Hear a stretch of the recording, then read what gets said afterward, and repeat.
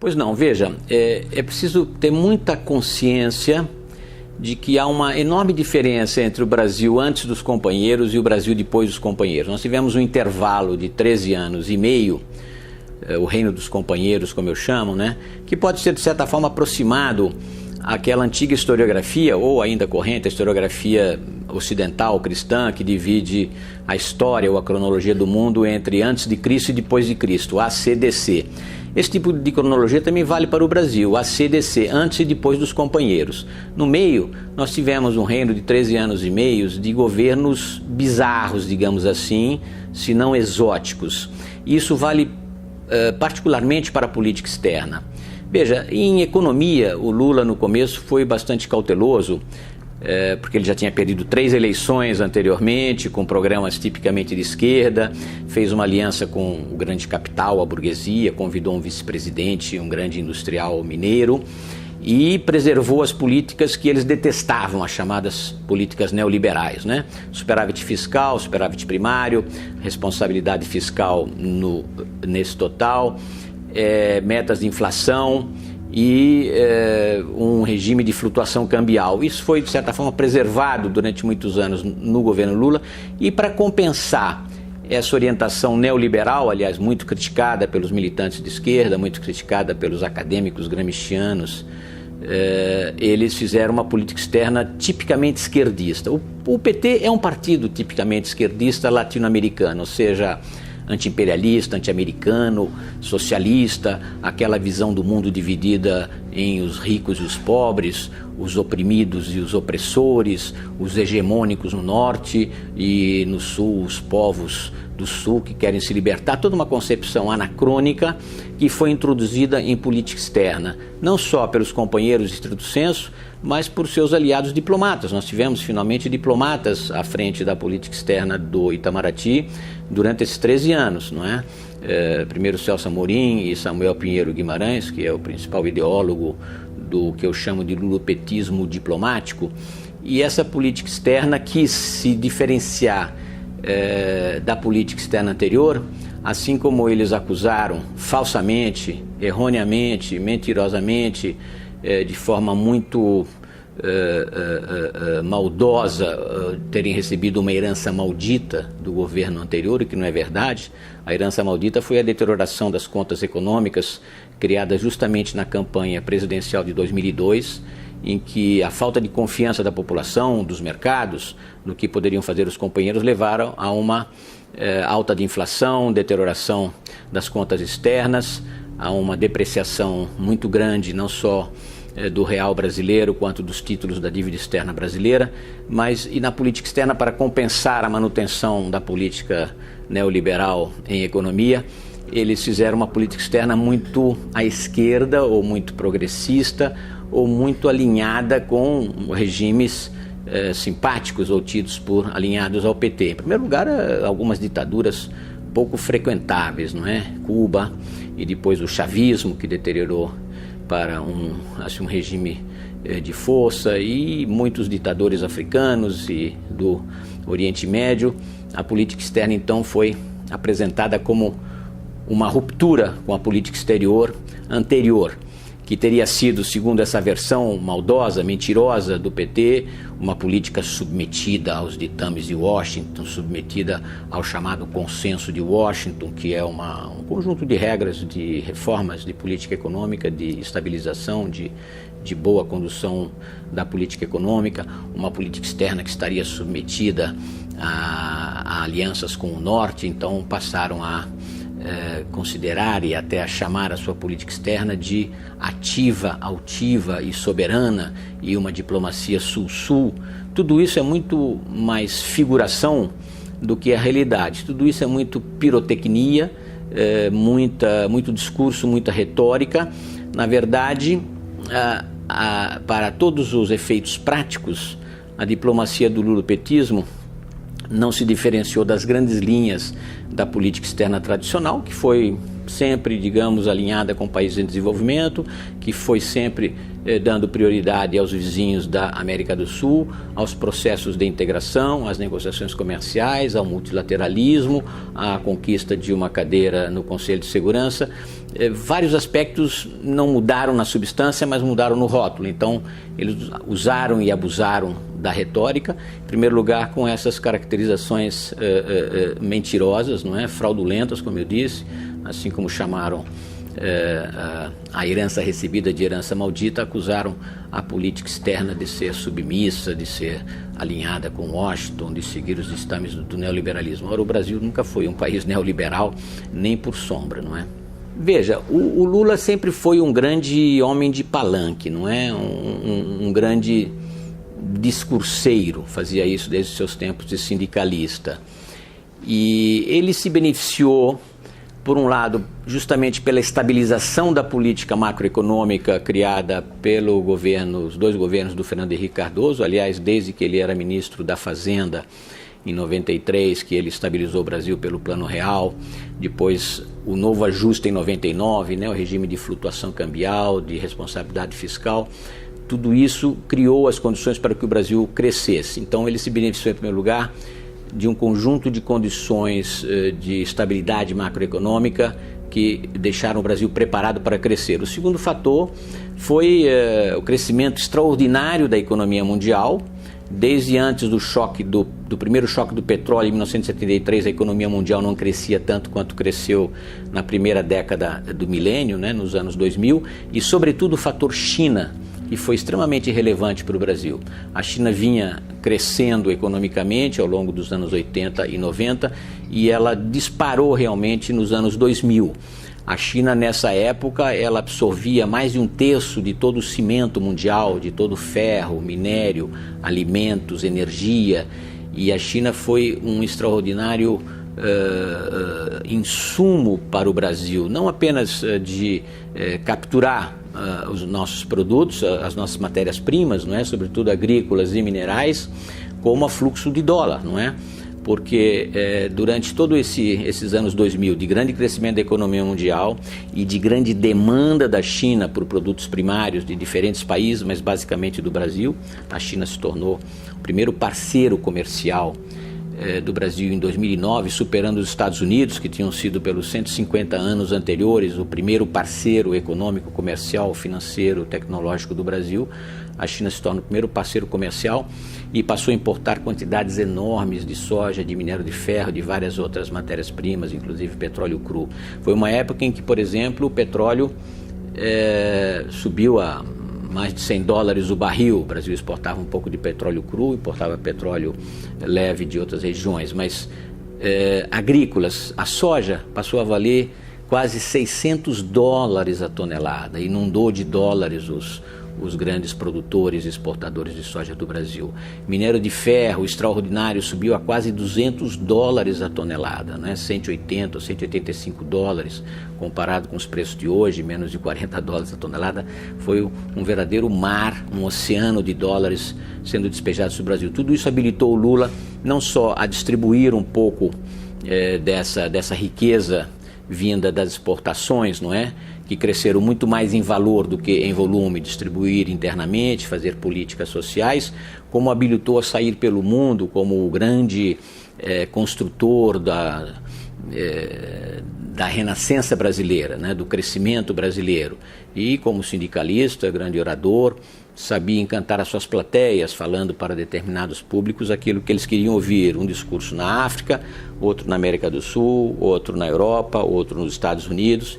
Então ele se deu bem um pouco com todo mundo, desde com o George Bush, não é, dos Estados Unidos, até com ditadores africanos como Muammar Gaddafi, e a todos eles ele se beneficiou dessa pujança, dessa bonança chinesa sobre as contas externas brasileiras, e ele pôde então se apresentar como um líder do terceiro mundo. O que é um líder do terceiro mundo? É alguém que não chuta o pau da barraca, digamos, não é nenhum ditador que quer mudar as relações de força no mundo, como talvez o Chaves pretendesse, ou outros pretendessem, é alguém que concorda com as regras básicas do sistema internacional e quer distribuir um pouco de equidade, de igualdade, de crescimento para os países em desenvolvimento. Sempre fica bem para os países em desenvolvimento, fica bem para os países ricos, que sempre tem aquele remorso de que eles podem ter se beneficiado de aportes de mercadorias, de mercados, de mão de obra do Sul. Então o discurso do Lula encantava plateias à esquerda, à direita, ao centro. E, claro, ele se beneficiou também dessa riqueza trazida pelo grande crescimento dos anos 2000 para expandir enormemente o serviço exterior brasileiro. O serviço exterior brasileiro realmente foi beneficiado nesses anos, a projeção externa do Brasil cresceu enormemente, se ampliaram muitos postos, até exageradamente, não é? Se abriu embaixadas em lugares com menos habitantes do que tem a Asa Sul em Brasília, e tudo isso na ilusão de fazer do Brasil um grande ator internacional. O Brasil já é um grande ator internacional pelo seu peso próprio, não é? Uma grande economia pela dimensão, assim como a China é uma grande economia. Em termos per capita, evidentemente, nós ficamos bem longe de ser uma primeira potência, não é? Ou em termos educacionais, sociais, inovação, temos várias lacunas, mas realmente o peso do Brasil, não é? Primeiro produtor de uma série enorme de mercadorias, não é? Um grande mercado, não é? 209 milhões de habitantes, tudo isso atrai investimentos, atrai capital, atrai curiosidade dos parceiros externos, né? Investidores que estão em busca de novos mercados, novas oportunidades, e o Brasil estava crescendo, não muito por sinal. O Brasil, nesses anos de pujança da economia mundial, quando a economia mundial crescia a 4 ou 4,5% ao ano, o comércio internacional fazia o dobro disso, os emergentes cresciam também muito mais do que a economia mundial, a 7 ou 8% na média. O Brasil sempre ficou numa média abaixo do crescimento mundial e até abaixo do crescimento da América Latina. O crescimento do Brasil não foi tão extraordinário sob Lula, mas sim foi acompanhando a dinâmica da economia mundial. E com isso você ampliou as oportunidades, abriu novas frentes de negócio. O Lula viajava muito, viajou tanto que deve ter acumulado milhas para viajar de graça até o final da sua vida, não é? E ele então expandiu a projeção do Brasil muito na retórica, não é? Se a gente for tomar os 3 grandes objetivos da política externa do Lula ao inaugurar o seu governo em janeiro de 2003, e o que é que foi feito ou o que não foi feito, é claramente um fracasso. Os 3 grandes objetivos da política externa do Lula eram conclusão das negociações comerciais multilaterais da rodada Doha, da Organização Mundial de Comércio, ou seja, concluir um processo que tinha sido iniciado em Doha em 2001 e que estava patinando já desde 2003 por diferenças de posturas dos diferentes parceiros nos capítulos agrícola, nos capítulos industrial, de propriedade intelectual, de serviços, investimentos. Então esse era um objetivo, concluir essa rodada de negociações para abrir mercados para o Brasil. Isso não foi feito e muita da culpa cabe sim a uma visão estreita da diplomacia comercial do Lula. Segundo objetivo, reforçar e expandir o Mercosul. Ora, o Mercosul praticamente diminuiu de tamanho, se reduziu em sua importância e foi praticamente destruído. Não pela política do Lula especificamente, e sim por comportamento abusivo da Argentina, que usou de salvaguardas, antidumping, medidas não apenas anti-tratado de Assunção, anti-acordo do Mercosul, mas também, às vezes, até anti-GATT, não é? Acordo de salvaguardas no GATT. A Argentina, sob o Néstor Kirchner, depois sob a Cristina Kirchner, usou e abusou de medidas arbitrárias, ilegais sobre o Mercosul, de contenção dos produtos brasileiros, introdução de diferentes barreiras à importação no que deveria ser um acordo de livre comércio. E o Lula foi conivente com isso, né? Ele pediu às industrais da Fiesp que não reclamassem muito das barreiras argentinas aos produtos da linha branca, a produtos manufaturados leves e a diferentes outros produtos, porque a Argentina supostamente vinha de uma grande crise, estaria se reconstruindo, se reindustrializando, seria preciso ser tolerante com a Argentina. Com isso ele roubou mercados a exportadores brasileiros que se prepararam legitimamente. E o Mercosul deixou de ser aquilo que ele é. O Mercosul é um tratado de integração comercial, portanto baseado em princípios de abertura econômica, liberalização comercial, inserção do Brasil no mundo. Ele deixou de ser tudo isso, tornou-se um palanque político, não é? E enveredou por outras vertentes que não as do seu objetivo próprio. O terceiro grande objetivo, e aí não tanto do PT ou do Lula, mas de alguns outros megalomaníacos na diplomacia, de colocar o Brasil no Conselho de Segurança. Esse é um velho objetivo da diplomacia brasileira, aliás, desde os tempos da Liga das Nações, em que nós queríamos fazer parte do Conselho, né, do Inner Circle, como se diz, das grandes potências que controlam as relações internacionais. Nós não conseguimos isso na Liga das Nações, saímos dela batendo a porta em 1926. Em 1945 tínhamos a aspiração de ingressar no Conselho de Segurança, né? De certa forma os americanos viam com simpatia esse fator. O Brasil foi o único país da América do Sul que participou do teatro bélico na Europa, mandou tropas para a Itália, ainda que integradas no 5º Exército Americano. Eles tinham os americanos tinham uma certa desconfiança das potências coloniais, não é? França, que dominava metade lá da África, ou da própria Grã-Bretanha, que não só dominava a outra metade do mundo, mas também fazia discriminação comercial contra os americanos. Então eles viam o Brasil como uma espécie de parceiro nessa descolonização política da nova ordem que se estava criando em São Francisco, né? Mas enfim, como o Brasil não reconhecia a União Soviética e a Grã-Bretanha e a própria França não viam com muita simpatia o Brasil acabou não entrando. E a gente sempre teve essa ideia de ingressar, sempre foi um objetivo de militares e diplomatas, ou seja, membros da elite política, dirigente brasileira, membros do establishment, né? Dirigente da diplomacia, militares e diplomatas, os militares entretendo a ilusão de conquistar essa cadeira importante para o Brasil, se nuclearizando, né? E durante muito tempo mantiveram programa nuclear até paralelo e clandestino. Isso acabou com o Collor, e os diplomatas também recusando o Tratado de Não Proliferação Nuclear e entretando essa vontade de ser admitido no cenáculo dos grandes, não é? Esse é um objetivo que eu não considero prioritário pessoalmente, mas é um objetivo legítimo, né, de grandes países que podem aportar, digamos, a sua contribuição para o sistema internacional. Mas não é um objetivo que vá, digamos, mudar a vida do povo brasileiro. Num certo sentido, vai até prejudicar, porque você tem que gastar muito mais recursos, não é? Quando você é membro de um clube exclusivo, você tem que pagar o seu bilhete de entrada e está disposto a entreter as festas desse clube exclusivo, não é?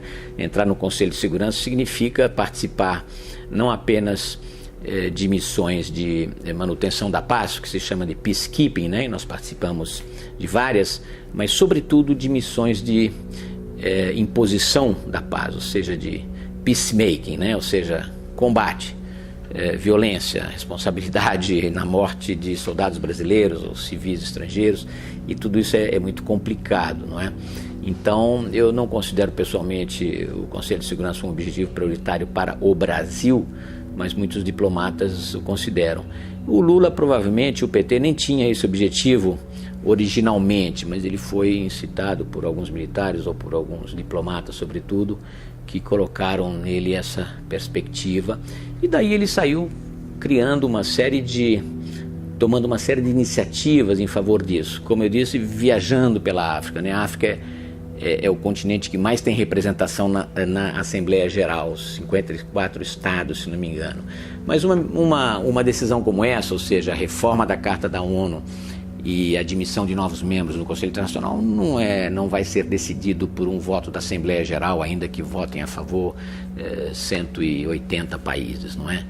Vai ser decidido pelos 5 membros do Conselho que têm o poder de veto, e dentre esses 5 membros, basicamente 2, Estados Unidos e China, é que tem a chave desse equilíbrio de reforma ou não reforma. Eu, como princípio geral, acredito que quem tem poder não gosta de dividir poder, né? E mesmo aqueles membros do Conselho que dizem hipocritamente que são a favor da democratização, ampliação, eles falam isso porque eles sabem que, no fundo, Estados Unidos e China vão vetar a ampliação, né? A China por problemas com o Japão, os Estados Unidos porque também acham que ampliar demais é complicado. Se você já tem problemas a 5, imagine como seria se você tivesse 10 ou 12, não é? Então, o Lula apostou muito nisso e saiu pelo mundo abrindo embaixada, perdoando dívida de ditadores africanos e fazendo uma série de iniciativas, reuniões da América do Sul com a África, da América do Sul com os países árabes e viajando para todos os lados, né? Chegou o momento em que o próprio presidente Kirchner, Néstor Kirchner, dizia que o Brasil queria tudo, até colocar o novo Papa, que por acaso veio a ser argentino, né? E como argentino é um pouco peronista, mas enfim, isso é outra questão. Mas o fato é que esses 3 grandes objetivos, término das negociações comerciais da rodada Uruguai, da rodada Doha, expansão e ampliação e reforço do Mercosul, ingresso do Brasil no Conselho de Segurança, foram todos frustrados, nenhum deles se realizou. O que se realizou foi essa pirotecnia, não é? Essa megalomania do presidente que queria fazer a paz entre israelenses e palestinos, a paz no Oriente Médio, resolver o problema do programa nuclear iraniano, que nem chegaram a um acordo, fizeram uma declaração de Teherã que implicava apenas a remessa de algumas toneladas de urânio enriquecido do Irã para a Turquia, total contradição com o projeto que levavam os 6 países, né, que negociavam há mais de 10 anos com o Irã, o controle sobre o seu programa nuclear, né, o P5+1, como se diz, os 5 membros permanentes do Conselho de Segurança, Estados Unidos, Grã-Bretanha, França, China e Rússia, mais a Alemanha. Então, se fez uma série de pirotecnias desse tipo durante toda a gestão diplomática do Lula, e foi uma diplomacia que foi muito de transpiração e pouca inspiração. E, sobretudo, acredito que retirou credibilidade da política externa brasileira, porque ela se aliou com ditaduras, né? Se aliou com ditaduras na região e fora dela, e o Brasil aí perde o equilíbrio, portanto, para se apresentar com uma voz isenta em diferentes capítulos da agenda internacional ou da agenda regional, né? Na agenda regional nos aliamos a Chaves, né? A construção da ditadura chavista se deve em grande parte ao apoio do Lula. E nesse sentido o Lula foi até inconstitucional, né? A Constituição brasileira tem claramente no seu artigo 4º como um dos princípios a não intromissão nos assuntos internos de outros estados, não interferência. Em todas as eleições dos vizinhos, o Lula saiu apoiando o candidato de esquerda, o candidato progressista, o candidato da sua esquerda, fez isso várias vezes na Venezuela, não só em eleições presidenciais, como em plebiscitos ou referendos que o Chaves fez, né? Nitidamente interferiu nos assuntos internos desses países. Imagine se ele teve sorte, porque muitos dos seus aliados, né, na Bolívia, no Equador, na Venezuela foram eleitos, menos no Chile, em 2010, se não me engano, quando um candidato de direita, o Pinheira, ganhou sobre os socialistas. Imagina se vários candidatos da oposição, ou de direita, ou não esquerdistas, ganhassem nas relações com o Brasil, poderiam ficar prejudicadas. Ou seja, foi um gesto muito irrefletido e muito negativo e, como eu digo, no limite inconstitucional, né? Interferência nos assuntos internos de outros estados. E existem muitos outros aspectos que eu considero muito preocupantes no plano estritamente da diplomacia profissional, não é? Diplomacia brasileira é uma diplomacia presidencial, evidentemente, o presidente que dá as grandes linhas, mas em grande medida ela é determinada por esse corpo profissional de diplomatas, não é? Que assessoram os presidentes, mantinham até conselheiros presidenciais no Palácio do Planalto e que mantiveram uma postura diplomática, digamos, que sempre caracterizou a excelência, o bom conceito da diplomacia brasileira. Nos anos petistas, isso se modificou bastante e, de certa forma, se alterou. Em primeiro lugar, pela designação de um aparatique do PT, não é? O secretário de Relações Internacionais durante anos do PT, um típico funcionário do partido, da confiança dos cubanos, foi designado assessor internacional no Palácio de Planalto. Então, muitos aspectos da política externa eram determinados ou não eram formulados no Itamaraty, e sim no Palácio Planalto por esse assessor presidencial ou pelo conjunto dos petistas engajados em política externa. E eram muitos. No começo até se dizia que a diplomacia brasileira tinha perdido o seu caráter unificado no processo decisório, né? Havia vários chanceleres, havia o chanceler oficial, o secretário-geral, o assessor presidencial e outros aparatiques do PT, da Troika, no início do governo Lula, que também metiam a sua colher torta na política externa e davam uma impressão de várias cabeças ao mesmo tempo e até uma certa contradição, não é? Quem é que fala pelo Brasil, não é? Quem é que responde? Então isso abalou um pouco a unidade de formulação e o processo o processo decisório. De certa forma ele ficou invertido, não é? Durante a diplomacia profissional ele era um perfeito triângulo. Na base você tinha o secretário que cuidava de um assunto, formulava os conceitos, iam subindo até a Secretaria-Geral, ao gabinete ministerial e se expediam. No petismo houve uma inversão disso, né? Digamos que foi um triângulo invertido. A base procurava saber o que pensava a cúpula para ficar de acordo com a linha do partido companheiro, não é? Isso por um lado. Por outro lado, uma diplomacia paralela. Isso é mais importante e até mais grave, eu acho extremamente grave. Diplomacia paralela num duplo sentido. O próprio presidente reconheceu que ao lado da diplomacia oficial, feita pelo Itamaraty, né, relação de Estado a Estado, havia o companheiro da assessoria presidencial que fazia as relações entre os partidos de esquerda da região, como se o rabo pudesse abanar o cachorro, como se a relação entre partidos de esquerda pudesse determinar a política externa. E de fato determinava, durante o regime petista, vários aspectos dessa política externa, tanto que esse assessor presidencial recebeu jocosamente, mas eu até diria seriamente, o epíteto pelos jornalistas, pelos observadores, de chanceler para a América do Sul, né? Como ele não falava nenhuma outra língua que não o espanhol, ele era chamado de chanceler para a América do Sul. Mas o aspecto mais preocupante da diplomacia paralela é uma que não passa pelos canais oficiais, que não deixa registro nos memorandos e telegramas da casa e é feita por contatos telefônicos, não é? Entre chaves e lideranças petistas, ou os cubanos, ou os bolivarianos em geral, que mantinham canais paralelos. Então tem várias decisões da política externa brasileira que talvez a gente não consiga reconstituir como é que se chegou àquela medida, àquela iniciativa, né? Como é que o Zelaya entrou na Embaixada do Brasil em Tegucigalpa, em Honduras, não é? Depois de ter sido expulso pelos militares, não é? Como é que você expulsou o Paraguai do Mercosul, ou suspendeu o Paraguai do Mercosul, sem que isso tivesse previsto no protocolo de Ushuaia, né? Que é a cláusula diplomática do Mercosul, não é? Como é que você ingressou a Venezuela, mesmo ao arrepio das regras do Mercosul, porque a Venezuela não cumpria todos os requisitos técnicos do Mercosul, não é? Como é que foi feito o processo de nacionalização dos hidrocarburos na Bolívia, não é? Provavelmente o Lula estava sabendo disso antes. E como é que foi feito o processo de negociação para a indenização das perdas incorridas pela Petrobras na Bolívia. Como é que você fez dezenas de empréstimos, né, via BNDES ou não, em vários países da região e fora dele, que agora estão sendo desvendados pelas investigações da Polícia Federal, da Procuradoria, não é?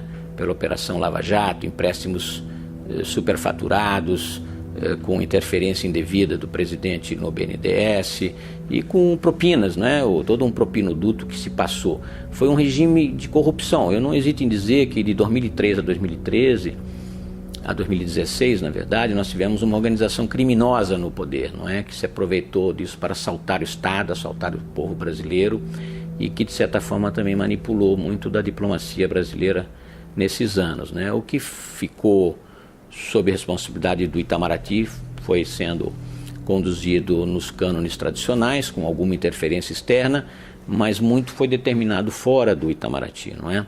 Por exemplo, depois que o Morales nacionalizou os recursos de hidrocarburo, em 1º de maio de 2006, foi emitida uma nota do governo brasileiro, não do Itamaraty, em apoio à medida do Morales, o que é extraordinário nos padrões diplomáticos, né? Um país fazendo uma nota para defender a postura agressiva de outro país. O que houve, na verdade, foi que o Evo Morales rasgou um acordo de Estado a Estado, né? Um acordo de país a país, Brasil-Bolívia, rasgou um acordo entre a Petrobras e o governo boliviano, né? Ou seja, ofendeu princípios do direito internacional, e o Brasil não soube reagir à altura, ou talvez tenha sido até conivente, né?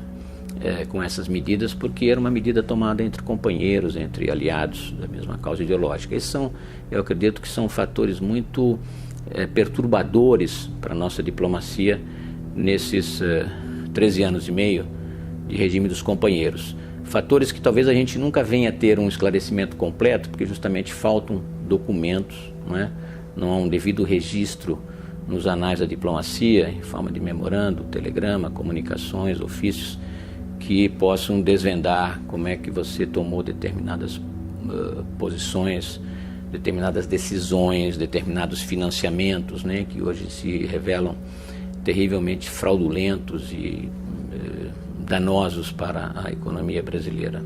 Perfeito. Veja, o Brasil, desde o início, né, quase 200 anos, sempre teve uma postura universalista, ecumênica, né, de relacionamento pacífico com todos os seus vizinhos, relacionamento universal com todos os parceiros do sistema internacional. Sempre recebeu, sempre enviou muitos embaixadores, tinha relações com estados alemães, ainda antes que a Alemanha fosse constituída como Império Unificado, digamos, em 1870, a própria Itália. Então o Brasil sempre teve uma postura universalista e participou de certa forma, ainda que com pouca responsabilidade sobre os mecanismos de comando da ordem internacional, participou da formulação dos grandes marcos das relações internacionais contemporâneas, desde o Acordo de Paris, não é, que terminou a Primeira Guerra, o famoso Tratado de Versalhes, nós somos partes, fomos fundadores da Liga das Nações, ainda que a gente tenha dela se afastado depois. Estivemos em Bretton Woods, em 1944, na construção da ordem econômica do pós-guerra, né, FMI, Banco Mundial. Estivemos em São Francisco, na criação da ONU, e aspiramos legitimamente a uma postulação. Tivemos uma participação intensa na ONU, em todas as suas agências. Nos tornamos precocemente até um país doador internacional na Agência Internacional de Desenvolvimento, apesar de sermos receptores de cooperação externa, de transferência de tecnologia, de ajuda, de financiamento externo. Tivemos uma participação importante em todos os acordos de integração regional na América Latina e nos grandes acordos do comércio internacional, no GATT, na OMC. Apesar da nossa pequena participação no comércio internacional, de menos de 1%, do volume total de comércio internacional, somos um dos grandes partícipes na formulação de regras para o comércio nacional, um dos poucos países que são decisivos em todas as negociações das rodadas comerciais da OMC, e aspiramos a ter uma participação mais ampla em diferentes mecanismos, né, inclusive nos tratados dos chamados bens comuns, desde Antártida, direito do mar, agora meio ambiente, não é? Então o Brasil é um país amplamente ecumênico e universal, e isso sempre foi uma característica da diplomacia brasileira. Com os companheiros, eles expressamente, com essa visão do mundo maniqueísta entre norte e sul, não é? Nós e eles, os desenvolvidos e os povos em desenvolvimento, os supostos imperialistas de um lado, hegemônicos e oprimidos de outro, eles formularam essa chamada diplomacia sul-sul, que faria com que nós nos relacionássemos prioritariamente, principalmente com o país do chamado sul global, né? Que é uma ficção, é uma diferenciação que não faz nenhum sentido num mundo já na terceira ou quarta onda de globalização, num mundo interdependente. Isso começou muito cedo, desde o primeiro dia, desde a posse do Lula, é que se colocou em marcha o mecanismo que depois ficou conhecido como IBAS, Índia, Brasil e África do Sul. foi formado logo nos primeiros meses do governo Lula em 2003.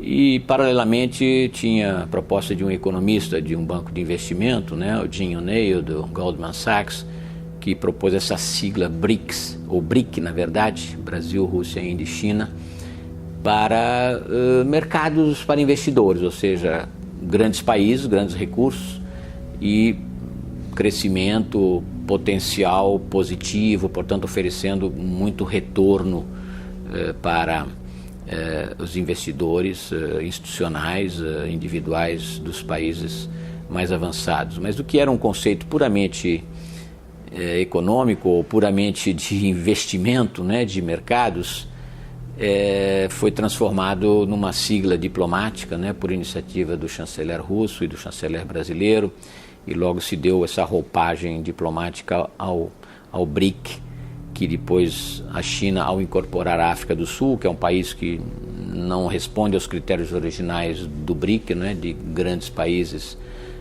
emergentes. A África do Sul é uma economia muito pequena comparada aos 3 outros, mas enfim, o próprio BRIC é muito diferenciado. Só a China faz 50% de todo o peso dos outros 3 partícipes, não é?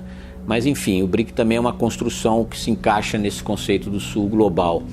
Esse conceito de Sul global encanta muitos acadêmicos e esquerdistas e partidários dessa teoria anacrônica, né, de uma divisão do mundo entre Norte e Sul, como se os interesses fossem diferenciados, né, como se apenas alguns estivessem interessados em explorar os outros e que os outros fossem explorados, precisando se libertar disso, como se o mundo não fosse esse grande contínuo de países em diferentes estágios de desenvolvimento que se integram aos fluxos, aos grandes intercâmbios globais na área financeira, comercial, tecnológica, de diferentes modos, não é?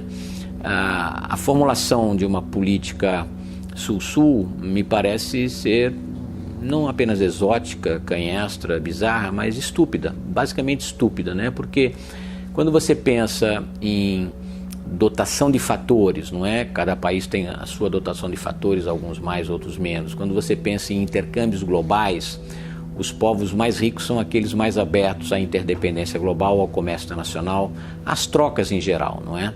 Então você restringir o seu relacionamento preferencialmente a uma categoria de países, não é?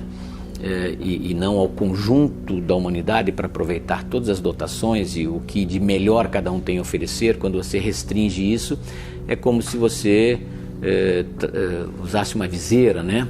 Ou amarrasse uma perna numa bola de ferro e andasse apenas numa perna só ou arrastando a outra. É uma diminuição das possibilidades de cooperação, não é?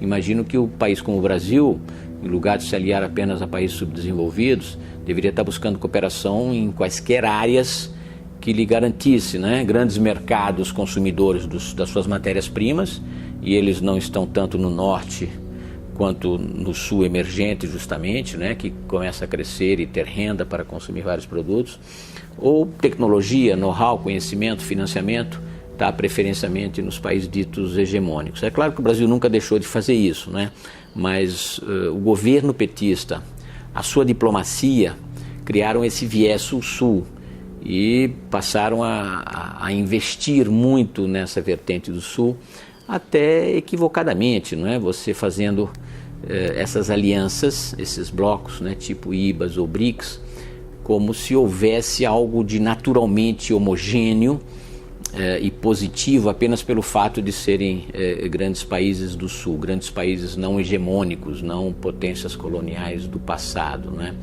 Então isso para mim é redutor, no sentido em que você diminui a sua capacidade de captar novos mercados, não é?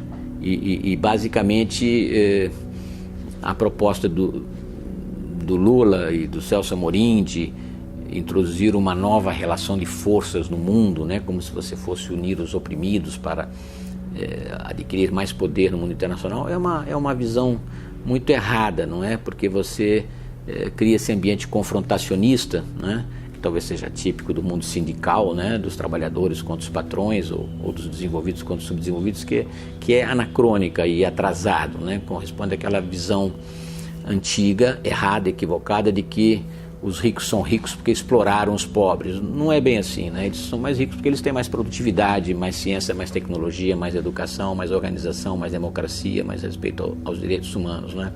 E os pobres são pobres por uma série de circunstâncias, não apenas pelo fato de serem ex-colônias, né? Teve muita colônia que se tornou desenvolvida, não é? E também o fato de que você propôs criar uma nova geografia do comércio nacional, comércio preferencialmente sul-sul, que é uma bobagem enorme, porque nem os países do IBAS ou do BRICS estão nessa bobagem de fazer uma nova geografia do comércio nacional. Eles já fizeram a sua nova geografia, que é exportar para os mercados mais dinâmicos, que são geralmente os da Europa, dos Estados Unidos, e os asiáticos fizeram isso.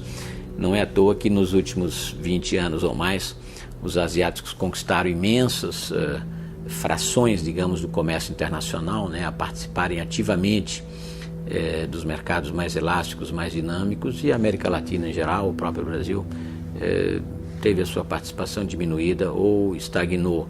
Então é uma visão errada essa dos blocos, inclusive porque não há muito o que distinga de forma uniforme, quero dizer, não é, que torne os membros dos BRICS ou do IBAS, né, uniformes nas políticas que eles devem fazer, em termos de políticas econômicas, políticas sociais, políticas de crescimento ou de tecnologia. Tudo isso é um imenso cadinho que está sendo processado nas principais organizações da interdependência global, que são as de Bretton Woods, né, Fundo Monetário, Banco Mundial, na OCDE, na OMC, né, tudo isso é objeto de discussões. E, mais uma vez, está provado que os países mais abertos ao comércio internacional, mais interdependentes, são os de maior pujança, de maior crescimento, de maior atratividade para investidores estrangeiros, como o caso próprio da China o demonstra, né? A China se tornou o maior parceiro comercial global, porque ela não faz essas distinções idiotas que foram feitas pelos companheiros aqui, de querer exportar apenas para o sul, não é? O nosso ex-chanceler chegou até a conceber e a implementar um programa de substituição de importações, não é? Para favorecer essa tal de nova geografia. A substituição de importações é um velho conceito que no passado significava protecionismo comercial, industrialização no próprio país, tarifas altas, não é? Então você substitui o que você importa pela produção local.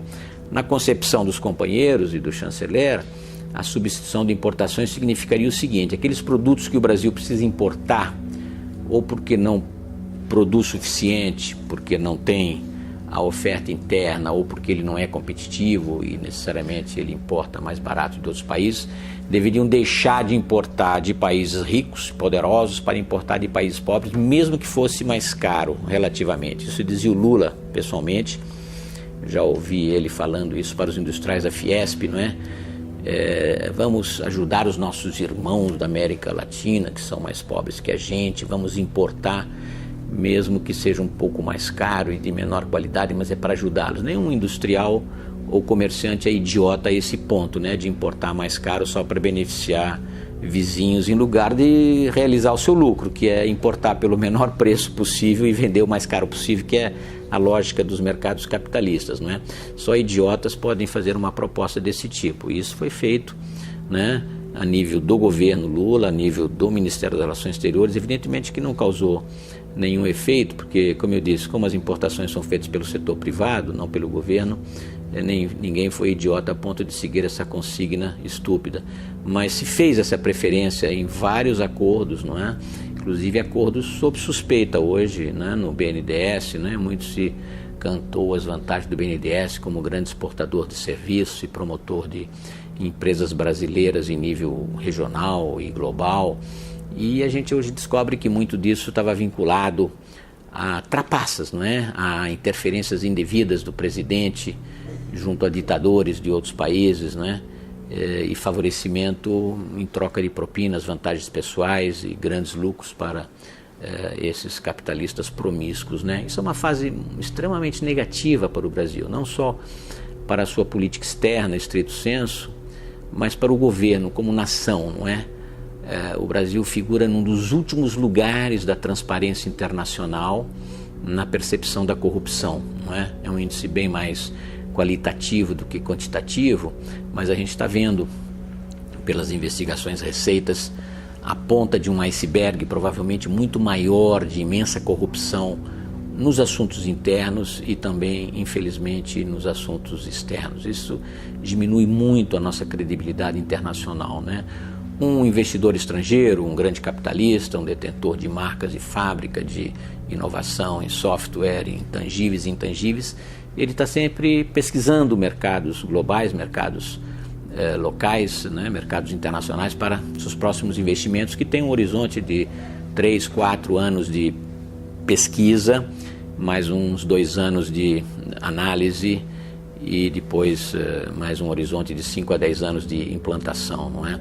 E ele percebe quais são as facilidades. Se ele consultar um manual tão rústico e simples como o Doing Business do Banco Mundial, né, fazendo negócio, um relatório anual que lista o ambiente de negócio do Brasil, ele vai ficar estarrecido com a posição do Brasil, não é? O Brasil, entre 180 países, figura num lugar pouco invejoso, 126, se não me engano, é o lugar ocupado pelo Brasil na lista geral. Se esse capitalista, esse decisor por um investimento estrangeiro da sua firma ou em consultoria para algum outro capitalista, fizer uma análise fragmentada desse relatório e isolar os fatores microeconômicos, digamos, aqueles que dependem de capitalistas brasileiros, da capacidade de encontrar um matemático, um engenheiro administrador, a posição do Brasil até melhora bastante, né? Vai para um lugar, digamos, 86. Não é grande coisa, mas já é melhor do que está em 126. Agora, se ele pega os fatores macroeconômicos, dos quais ele não pode escapar, impostos, tarifa, regulação, justiça, todos os fatores determinados pelo governo, inclusive infraestrutura, o Brasil vai para uma posição terrível, 156, né? Então ele fala, olha, prefiro ficar no México, prefiro ir para Singapura, prefiro ir para o Chile, não é? Porque o Brasil é um país muito complicado, né? O governo muito complicado, não só por cobrar um volume absurdamente alto de impostos, né? A nossa carga fiscal, ela é equivalente a de um país rico, a da média da OCDE, sendo que a gente tem uma renda per capita 5 vezes menor que os países da OCDE.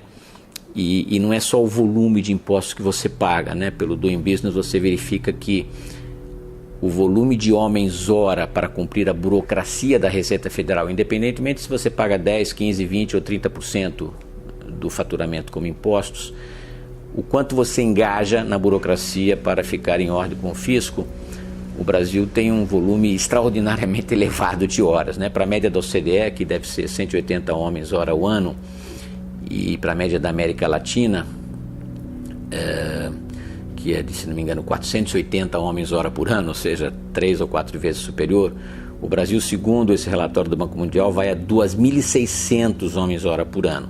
Ainda que fosse a metade disso, talvez exista uma má vontade aí dos pesquisadores com o Brasil, que é realmente complicado, né, com a Receita Federal. Mesmo que fosse 1.000 homens-hora por ano e não 2.600, já seria exagerado. O Brasil é um ponto fora da curva a qualquer critério que se tenha em termos de ambiente de negócio, né? Naqueles 7 círculos do inferno do Dante, nós provavelmente estajamos no primeiro círculo no ambiente de negócio. É muito difícil ser capitalista no Brasil, é até temerário, não é?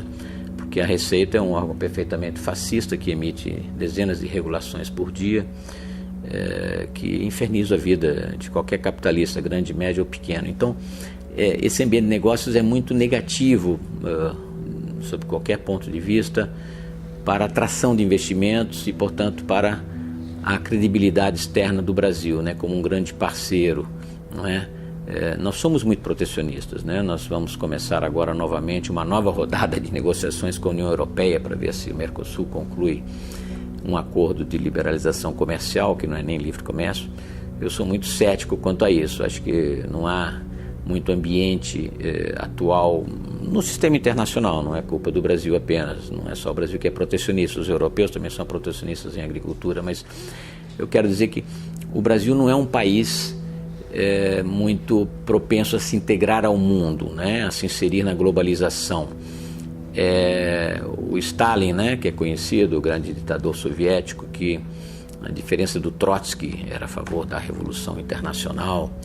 O Stalin fechou a União Soviética e proclamou o socialismo num só país, né? E realmente industrializou o país à custa de escravidão, né? E fez aquela política extremamente dura de capacitação tecnológica industrial na União Soviética, mas é um sofrimento enorme para o povo.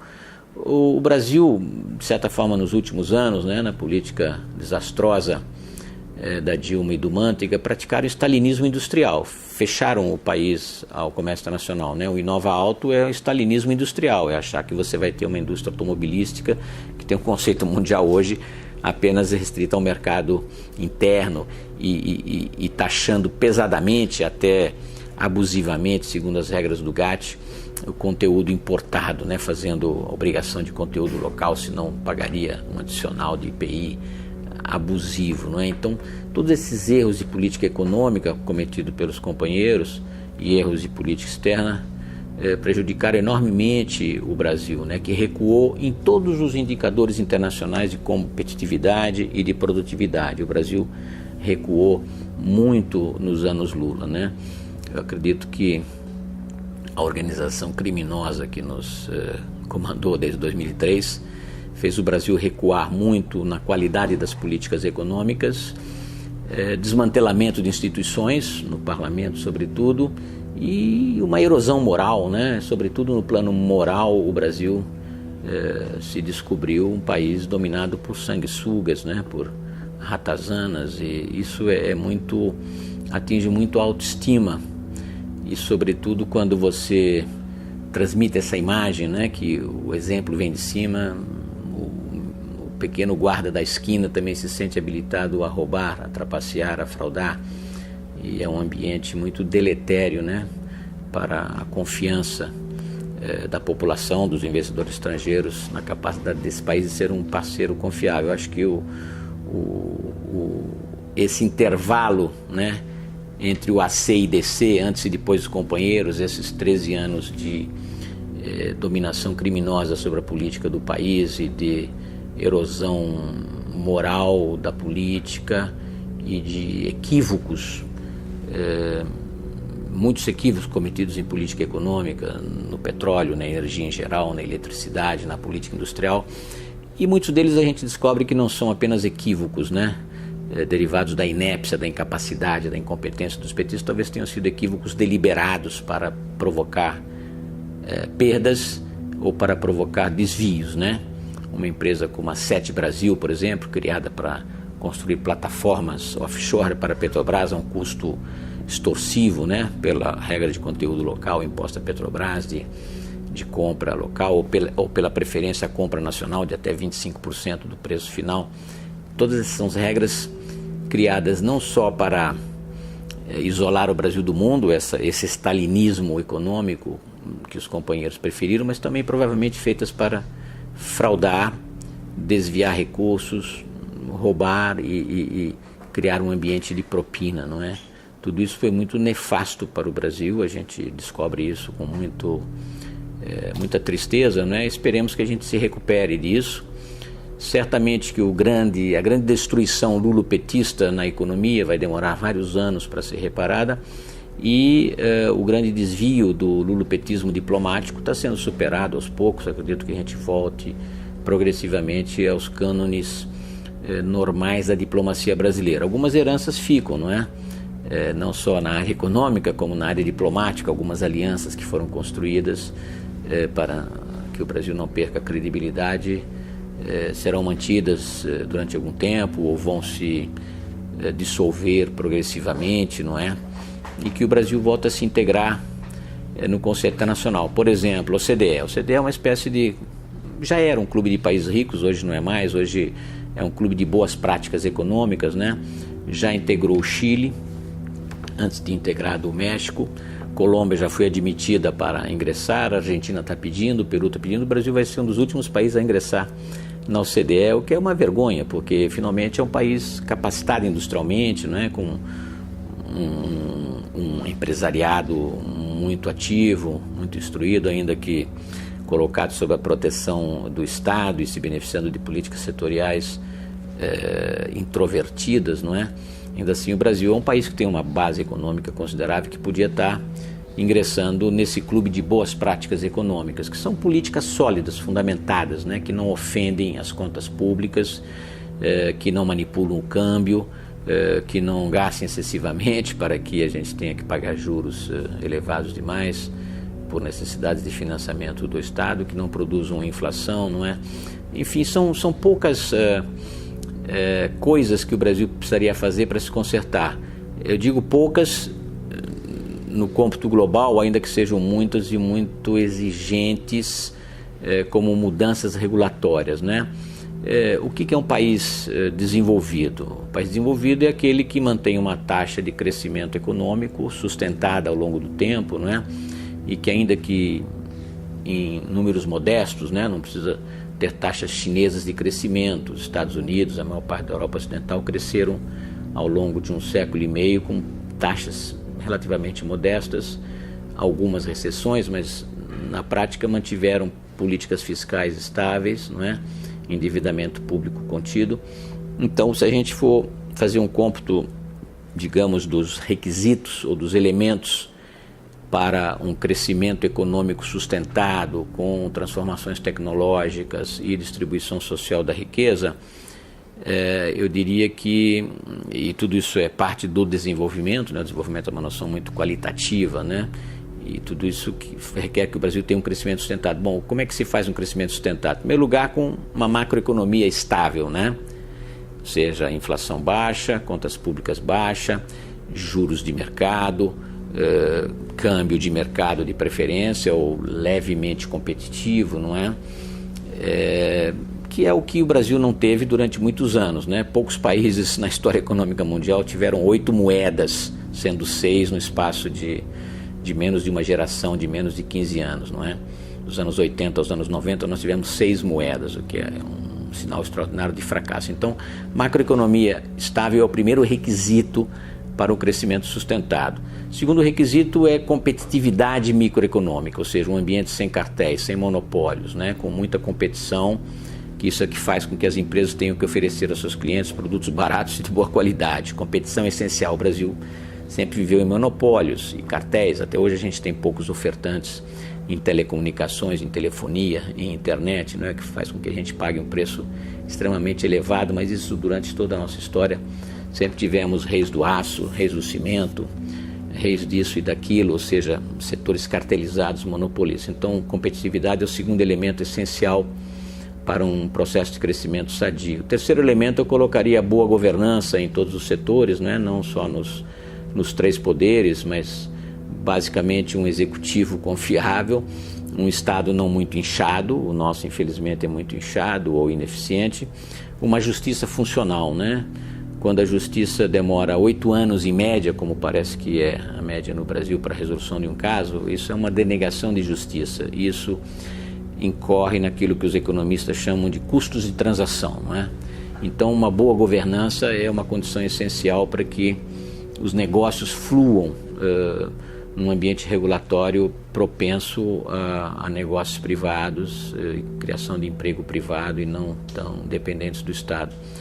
O quarto elemento eu colocaria na alta qualidade dos recursos humanos, né? Capital humano é muito mais importante do que recursos naturais, né? Tem vários países que a gente sabe que não tem dotação nenhuma de fatores. O Japão é um país que importa praticamente tudo, 100% da sua energia, agora faz um pouco de energia nuclear, digamos, mas é um país altamente importador e, no entanto, altamente desenvolvido, justamente com base no capital humano, não é? Quando eles fizeram a Revolução Meiji, em 1868, a primeira providência foi educar a mão de obra. A primeira alfabetização geral dos camponeses foi feita até o final do século XIX, e depois enviar os jovens para o exterior, e foram todos para a Europa, para os Estados Unidos, nas melhores universidades, formaram mão de obra, e o Japão se transformou muito rapidamente. Entre o final do século XIX e início do século XX já era uma das grandes potências capazes de derrotar a Rússia, a China, enfim. e fazer aquilo que a gente sabe de bom e de mal que fez depois, mas enfim. E em capital humano nós estamos muito ruins. Eu acho que quem conhece os exames internacionais comparativos do PISA, por exemplo, que é o Programa Internacional de Avaliação Estudantil aplicado a jovens de 14 e 15 anos, ou seja, ensino médio, apenas em língua, ciências e matemáticas elementares, sabe que o Brasil ocupa os últimos lugares de uma lista que comporta países até de renda inferior à do Brasil e que tem uma performance escolar, um desempenho escolar bem superior ao do Brasil. Quer dizer, nós falhamos em educação de base, não é?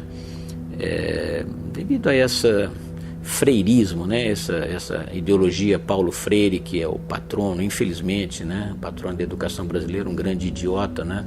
Um maoísta da educação, que só fez mal a todas as faculdades de pedagogia, não é? Mas não só isso, as universidades brasileiras também estão muito destacadas da inovação aplicada em tecnologia, ao chão da fábrica, né?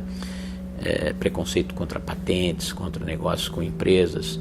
O próprio funcionamento das universidades públicas é muito negativo, né? Que você fica num ambiente fechado, num casulo, em que você elege os piores demagogos para serem reitores, não é? Que prometem reajustes salariais para professores e funcionários em vez de cuidar da boa administração e do desempenho. Então, tudo isso precisa ser reformado. E o quinto fator, que eu considero também decisivo para um crescimento sustentado e desenvolvimento, é a abertura a comércio e a investimentos. Todos os países que se tornaram ricos foram muito abertos a investimento. Mesmo aqueles países mais ricos, que têm baixo coeficiente de abertura externa, como é o caso talvez dos Estados Unidos, que tem um grande mercado interno, mas é um grande comerciante global, era o maior até a China, ou o Japão, que por nacionalismo também protege o seu mercado, razões culturais. Esses países são abertos ao comércio e investimento porque eles fazem transações ou investimentos em escala global, não é?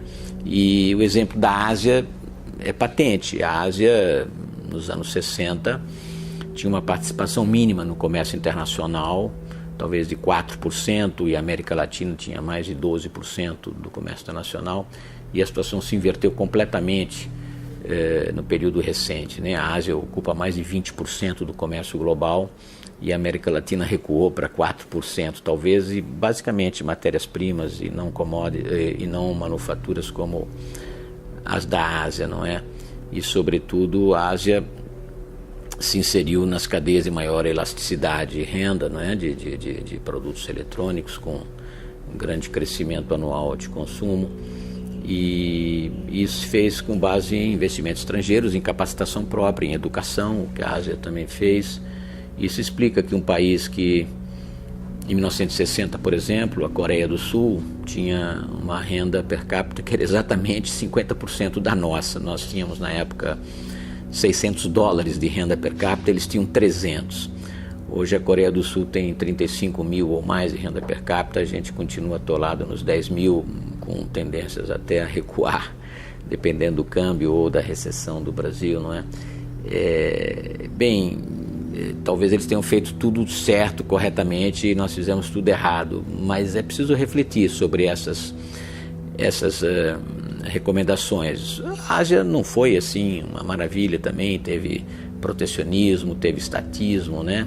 Ditaduras, mas nos 5 critérios que eu selecionei, digamos, acho que eles fizeram melhor do que a gente. Estabilidade macroeconômica, certamente eles foram fiscalmente mais responsáveis. Conheço poucos países da Ásia que trocaram 5 ou 6 vezes de moeda, a gente trocou 8 vezes. Eles tiveram mais competição, talvez por pequenos mercados, com exceção da China, se ampliaram para o mercado internacional. Uma governança talvez mais responsável, né, com, não sei se menos corrupção ou mecanismos de contrapeso. Educação, certamente, eles fizeram muito melhor do que a gente, na Coreia, em Singapura, Hong Kong, Taiwan. E na abertura ao comércio e investimento, certamente, eles nos superaram amplamente. Então, infelizmente, a gente fez muita coisa errada, e o que a gente consertou na estabilidade macroeconômica do real, com o Fernando Henrique Cardoso, começou a ser erodido no primeiro governo Lula e depois foi exacerbado no final do seu segundo mandato, e sobretudo pela Madame Passadena, né, que finalmente destruiu a economia do Brasil por uma série de políticas econômicas erradas, né? Que combinam esse stalinismo industrial, né, de fechamento do mercado, com um keynesianismo de botequim, né, um keynesianismo de bêbados que só aprendeu conceitos muito rústicos de política econômica e que conseguiram gastar mais e fazer menos investimento, né? Infelizmente o BNDES, que importou 200 ou 300 bilhões de reais do Tesouro, muita coisa feita inclusive ilegalmente, com maquiagem contábil, né? Ele conseguiu produzir uma queda na taxa de investimento e uma perda do dinamismo e da competitividade externa das empresas brasileiras. Foi muito triste essa fase de retrocesso institucional, econômico no Brasil. Não que seja extraordinário no plano mundial.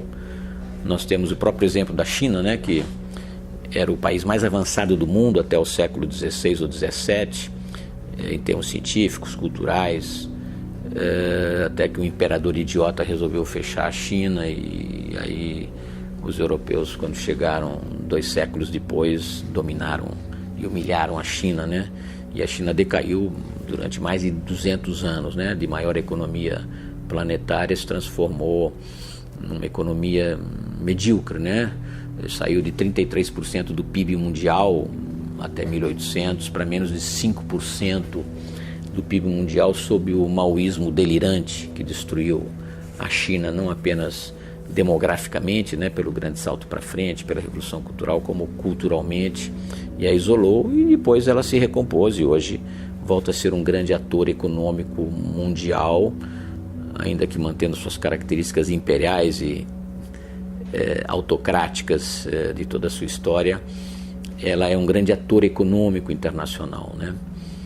Como foram os Estados Unidos e vão continuar sendo.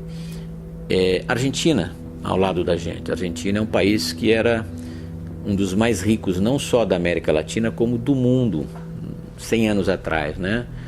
No limiar da Primeira Guerra Mundial, ou mesmo um pouco depois, ela era mais rica do que vários países europeus, do que a França, do que a Áustria. Ela tinha, na época, digamos, considerando os Estados Unidos como benchmark, ela tinha 73% do PIB per capita americano, quando nós tínhamos apenas 11%. Ela era 5 vezes mais rica que o Brasil. E, no entanto, hoje ela tem menos de 30% do PIB per capita americano, ou seja, ela involuiu ou ela cresceu muito lentamente, ao passo que os Estados Unidos se desenvolviam normalmente ao longo do século. O Brasil avançou um pouco, né, mas de 11% do PIB per capita americano, o máximo que a gente conseguiu fazer foi na época de grande crescimento do regime militar, final dos anos 60, início dos anos 70, quando a gente chegou a 28% do PIB per capita americano. Desde então, com a crise da dívida nos anos 80, a crise hiperinflacionária no início dos anos 90, a gente recuou para menos de 20%, menos de 1/5 do PIB per capita americano, né? Certamente que não é uma condenação ao atraso definitivo, mas esses altos e baixos do crescimento brasileiro, ou essa tendência a um crescimento satisfatório durante algum tempo e depois um declínio relativo, né? Um crescimento baixo nos últimos 20 ou 30 anos, isso deve ser preocupante para o Brasil, para as elites. Significa que nós estamos perdendo o potencial econômico. Significa o quê? Que hoje o Brasil tem um bônus demográfico, ou seja, a melhor relação possível entre ativos e dependentes na sua população. Isso vai se inverter rapidamente nos próximos 15, 20 anos, vai acabar o bônus demográfico, ou seja, a proporção de velhos vai aumentar rapidamente, de pensionistas, aposentados, a proporção de jovens vai diminuir, ou seja, haverá um maior número de dependentes sobre os ativos, né, que hoje é de talvez 7 ativos por 3 dependentes, isso facilmente vai passar para 6 e 4, não é? E isso é extremamente preocupante, porque a gente já tem uma alta proporção de gastos previdenciários, então isso comanda uma reforma urgente e uma tomada de consciência da população. A nossa produtividade, infelizmente, é baixa devido à má educação, vai continuar baixa, ou seja, o crescimento vai ser ridículo. Quando nós chegarmos na proporção da população em idade avançada da Alemanha ou do Japão, por exemplo, nós não vamos ter riqueza suficiente para sustentar não só os gastos de aposentadoria, mas os gastos de saúde, né, preventivos e curativos ou de manutenção de vida de uma imensa faixa da população em idade avançada. Isso é extremamente preocupante para o Brasil. É uma tragédia até maior do que a recessão atual. A recessão você vai vencer por boas políticas econômicas e em alguns anos você vai tapar o buraco e recuperar um crescimento modesto um pouco mais adiante. Mas o volume de riqueza necessária para sustentar a população de mais idade daqui a 15 ou 20 anos, você não dispõe e não disporá, porque o nosso crescimento é baixo, a produtividade, a inovação do Brasil são muito baixas. É preciso que a população tome consciência disso. Isso tem a ver, claro, com as elites, com as políticas econômicas, mas também tem muito a ver com a política econômica externa, ou seja, com a diplomacia. Uma diplomacia comercial que seja menos introvertida, menos mercantilista e mais aberta à interdependência global. Ou seja, o Brasil é um país que precisa se abrir, até sem acordos comerciais, unilateralmente. Ele se abrindo, ele vai receber investimentos, vai inovar métodos e procedimentos, vai se inserir de forma mais eficiente nas cadeias globais. Essa é a minha posição. Veja, eu acredito que há uma diferença mais notável entre a primeiríssima fase do governo Lula e a Dilma.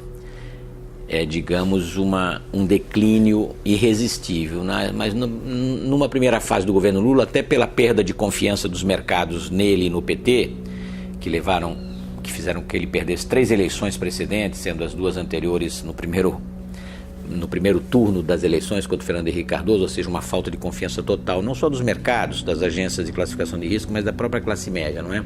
Depois ele se aliou com um capitalista e dourou o seu discurso e preservou as bases do tripé malanista, digamos, da política econômica neoliberal que eles tanto condenavam, né? Superávit primário, lei de responsabilidade fiscal, metas de inflação e flutuação cambial. Até o pessoal tucano foi preservado. Então, nos primeiros momentos houve essa preservação. Henrique Meirelles era um símbolo. Aliás, Meirelles foi oferecido várias vezes a Dilma como ministro da Fazenda e ela não quis. Então, houve essa vantagem do Lula não ter... Veja, ele não fez nada, vamos ser muito claros, o Lula não tem nenhum mérito nisso, nem pelo crescimento do Brasil, nem pelo afluxo de dólar. Quem exporta são os exportadores, é a China que compra e não o Brasil que vende, certo? Então, ele não fez nada, ele apenas não chutou o pau da barraca. Ele viu, ele tinha perdido 3 eleições, então ele, ainda que não gostando do neoliberalismo ou dos companheiros tucanos, digamos, ele preservou aquilo porque ele via como essencial sua sobrevivência. Porque durante a campanha eleitoral, não sei se vocês se lembram, o dólar foi de 2,3 para 4. Os títulos da dívida brasileira no mercado de Nova York saíram de 100 para 48, ou seja, tiveram uma desvalorização de 50%, não é? A inflação foi para 12%. O Meirelles, a primeira medida que ele tomou quando assumiu o Banco Central foi elevar os juros para 25% ou 26%. Então, o Lula não tem nenhum mérito, ele apenas não desmantelou aquilo que estava em curso desde a estabilização de 94, ajustado em 99 na desvalorização cambial. Então, ele deixou a casa tal como ele tinha recebido, e o Palocci até exagerou, porque o Palocci recebeu com um acordo do FMI prometendo um superávit primário de 2,75% do PIB, ele elevou a 3,25% oficialmente, de fato fez muito mais, fez 4,5%, 5% de superávit primário, né? E a coisa começou a degringolar com Madame Passadena, antes de ser Madame Passadena. A Dilma, quando assumiu a Casa Civil, na queda do Richelieu e do Planalto, né, o José Dirceu, em 2005, havia uma proposta do ministro da Fazenda Palocci, que ainda estava no poder até 2006, do ministro do Planejamento Paulo Bernardo e do presidente do Banco Central Henrique Meirelles, os 3 membros do Conselho Monetário Nacional que propuseram um superávit primário de 5% do PIB para você acabar com essa ficção do superávit primário e fazer um superávit nominal, ou seja, o governo só gasta o que arrecada, né? Ou seja, os juros da dívida incluídos no orçamento. Madame Passadena Dilma, assumindo a Casa Civil, disse que aquilo era muito rudimentar e que gasto público é vida. Começou aí, eu vi isso muito claramente em 2005, né, quando ela assumiu a Casa Civil, que ela recusou o superávit primário do Palocci, do Meirelles e do Paulo Bernardo. Começou aí a degringolada para o crescimento contínuo dos gastos públicos acima do crescimento do PIB, acima do crescimento da inflação, às vezes até acima do crescimento da receita, ainda que a receita seja algo perfeitamente fascista e capaz de entregar crescimento da receita mesmo sem novos impostos. A receita é muito eficiente em enfiar a mão no seu bolso, no caixa das empresas e extorquir o dinheiro que ela quer. Então ela entregou ao Lula até crescimento da receita extraordinariamente favorável. Quando caiu a CPMF, se não me engano, em 2006, o governo perdeu 30 ou 35 bilhões de reais, a Receita entregou uma receita muitas vezes superior mesmo sem a CPMF. Então começa em 2005, ou seja, já indo para o segundo mandato do Lula, não é? Um aumento contínuo dos gastos públicos. Em 2008, quando houve a crise americana, ou seja, a crise imobiliária em 2007, crise bancária em 2008, houve um ajuste tipicamente keynesiano, né? O Meirelles fez aquilo que precisava ser feito naquele momento, né? A ausência de créditos externos ele cobriu por liberação de depósito compulsório, reservas externas que foram oferecidas como créditos comerciais aos exportadores brasileiros, enfim, ele fez aquele manancial de medidas tipicamente keynesianas, anticíclicas, não é? Que em 2008 serviu muito bem, mas nesse momento o Palocci já tinha saído da fazenda, entrou que eu chamo de keynesiano de botequim, não é? O Guido Mantega, que começou a fazer tudo aquilo que os keynesianos de botequim fazem, né? Que é achar que o rabo pode abanar o cachorro, ou seja, indução estatal, medidas setoriais, que eu considerava na época como equívocos de política econômica, mas depois a gente vê que deveria ter algo de corrupção envolvido nisso, né? Porque as mesmas empresas beneficiadas por políticas setoriais foram as que mais contribuíram para as campanhas do partido, ou propinas em contratos, enfim, se montava já uma máquina de corrupção muito bem azeitada, mesmo pós-mensalão, né? Pós-mensalão não impediu em nada que o mesmo esquema fosse ampliado, dimensionado, consolidado, em direção de diferentes estatais e de vários programas públicos, e o crescimento do BNDES foi extraordinário nessa época, né? O BNDES, que tinha um volume de negócios equivalente ao do Banco Mundial, 50 bilhões de dólares, ele triplicou o volume de negócios do Banco Mundial. É um banco nacional que faz muito mais do que um banco multilateral, não é? E muito disso que eu também considerava que fossem equívocos, né? Porque finalmente você estava emitindo títulos da dívida pública pelo Tesouro a 10% ou 12% e repassando para o BNDES emprestar para os amigos do rei a 6,5% ou 7%, um custo fiscal extraordinário, né? A gente vê que talvez fosse deliberado realmente para que as mesmas empresas participassem do grande conduto de corrupção.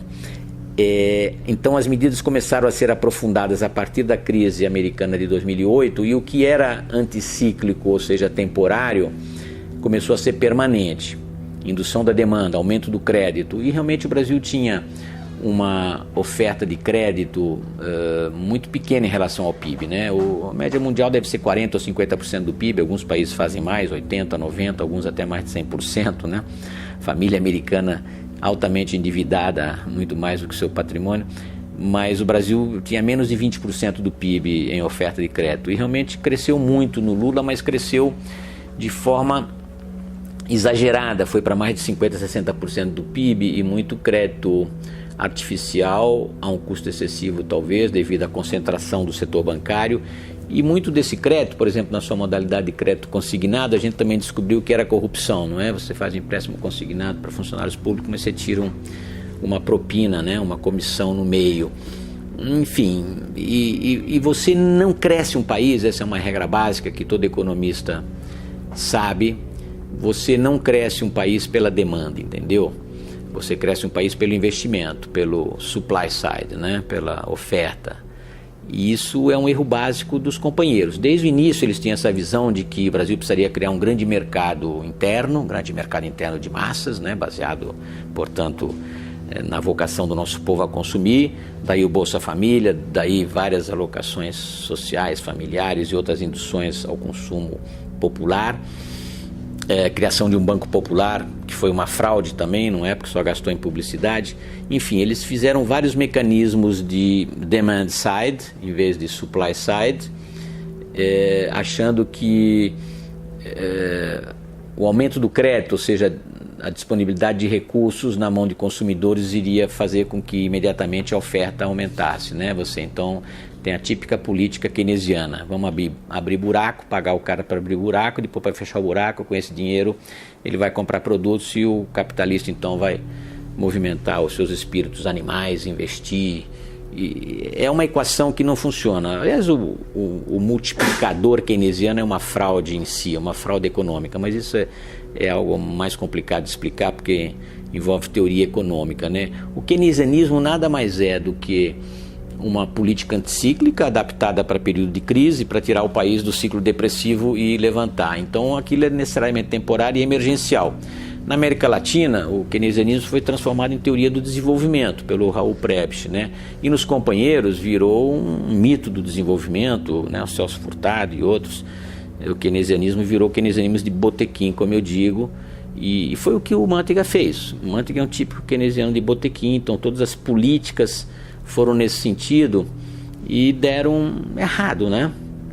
Deram errado porque não podiam dar certo, né? Quando você estimula a demanda sem ter a base suficiente dos investimentos, e os investimentos são fracos porque você tem necessariamente no Brasil uma taxa de poupança muito modesta, né?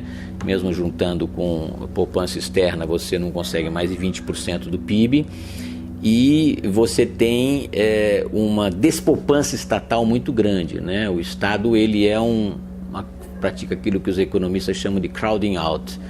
Ele retira recursos que poderiam estar no setor privado, nos consumidores, nos indivíduos, famílias ou empresários que poderiam ou poupar e emprestar num mercado de crédito aberto, né, baseado em juros não manipulados pelo governo, ou investir, não é? Mas o mercado é muito concentrado no Brasil. Mais de 40% do crédito é talvez concentrado nos bancos oficiais, não é? Banco do Brasil, Caixa Econômica, BNDES, e o setor privado também é altamente concentrado, juros altos, pouca concorrência externa. Então isso faz com que o mercado de crédito e a pouca poupança e a despoupança do governo seja um fator limitante para o investimento. Depois toda a infraestrutura é uma porcaria. Nossa infraestrutura é muito pobre, não é? E isso é grande parte da responsabilidade do Estado. As grandes obras de infraestrutura, viárias, transportes, comunicações, portos, nos diferentes países, na China é assim, uma responsabilidade do Estado, ou diretamente ou sob concessão. E você não fez isso no Brasil, porque o Estado ou é inepto ou não tem recursos suficientes.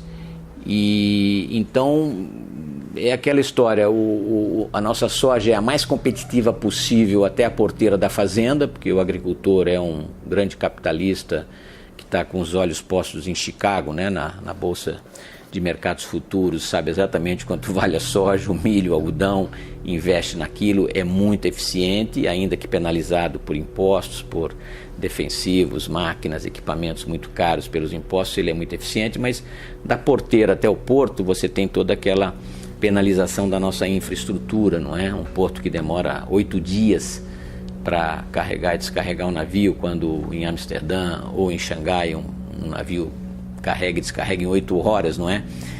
O Brasil não pode ser competitivo. Então, várias das políticas implementadas pelos companheiros, pelos keynesianos de botequim, foram ineficientes e não produziram os resultados esperados. Todo o dinheiro jogado no BNDES, e talvez fosse essa a intenção, não produziu os investimentos que se esperava, né? E muito talvez tenha retornado pela porta dos fundos, como se diz, ao partido companheiro, não é? E então aquelas políticas setoriais e até de ramos, né? O principal esporte dos capitalistas brasileiros é vir a Brasília pedir alguma coisa, algum favor para o governo, ou uma tarifa alta contra produtos estrangeiros, um antidumping contra os produtos chineses, um empréstimo do BNDES, uma desgravação setorial para o seu setor, e o governo atende numa política setorial, né, que não é horizontal, que não é homogênea, que não é universal para todos os setores, mas apenas para aqueles que choram mais ou têm capacidade de penetrar no Estado, legal ou ilegalmente, digamos, isso introduz um ambiente de negócio extremamente difícil, porque você veja, então você tem um setor que é protegido ou beneficiado por uma medida e outro que não. E você tem o poder então de paralisar o investimento. O cara que não foi beneficiado vai dizer, bom, então eu também tenho que ir a Brasília pedir para mim um crédito do BNDES, uma tarifa alta, um antidumping, porque o outro conseguiu. Então você paralisa o investimento, porque o cara fica esperando a mesma medida. E o governo não pode fazer bondade para todo mundo, porque cada bondade que ele dá numa política setorial, ele dá com uma mão e retira com a outra, né? É que nem as câmaras setoriais do passado, que você juntava patrão e trabalhador para decidir sobre o aumento de salário, a inflação e os preços. Era o pacto perverso, né? Junta capitalista com trabalhador, o capitalista dá o aumento de salário, o trabalhador consegue, mas aquilo é repassado aos preços, prejudica toda a sociedade. A política setorial é a mesma coisa, o governo dá com uma mão e o que ele perde em desgravação ou crédito para aquele setor, ele vai recolher sob a forma de tributos de todo o resto da sociedade, ou menos serviços, né? Porque aí você falta dinheiro para saúde e educação. É o que aconteceu no Brasil.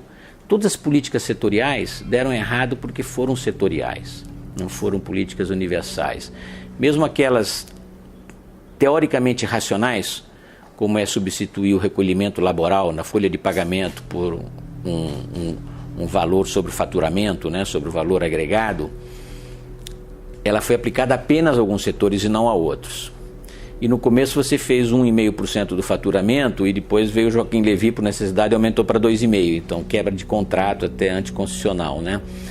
E mais, é difícil você fazer isso em escala setorial porque as produtividades de cada setor são extremamente diferentes, né?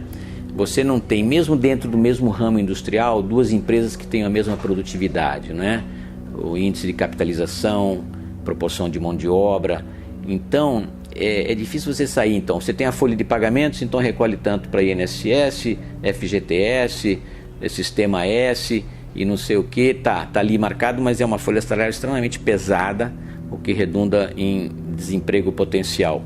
E aí você troca então para o faturamento, mas esse faturamento vai ter uma incidência muito diferente numa empresa que é mais labor intensive, né, mais dependente de trabalho, ou mais capital intensive, né? Então, e você até inibe a capitalização de uma empresa porque você está desgravando a folha salarial. Então o capitalista fala, bom, então eu vou pagar menos agora em folha de pagamentos, vou pagar só no faturamento, então eu vou manter o mesmo número de empregados porque aí eu posso continuar pagando. O que isso quer dizer no plano da produtividade ou da transformação tecnológica? Que você está dizendo que ele tem que continuar labor intensive em vez de se capitalizar. A tendência de qualquer setor, em qualquer área, em qualquer tempo, é a capitalização contínua, a transformação produtiva. É poupar mão de obra, que é relativamente cara, e introduzir sistemas automáticos, né, ou até terceirização offshore. Então, essas sinalizações erráticas que o governo deu durante todo o período foram extremamente negativos e por isso a taxa de investimento caiu, por políticas absolutamente malucas, não universais, não homogêneas e talvez até deliberadamente setoriais para se beneficiar de alguns setores com os quais os companheiros pudessem negociar paralelamente, né?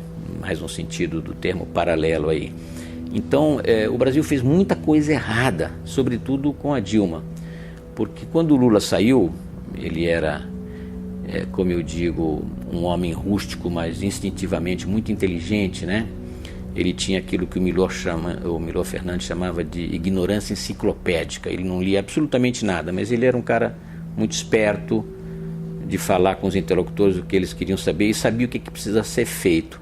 Madame Passadena, né, Dona Dilma, não, ela era estúpida, arrogante, né, pensando que sabia tudo, e com os seus meninos amestrados ali, no Tesouro, na Fazenda, em vários outros setores, fez esse keynesianismo rústico, né, que redundou na grande destruição, mas muitas das sementes dela já estavam feitas antes, né? O aumento dos gastos públicos já vinha desde o Lula, a corrupção já vinha do Lula, não é?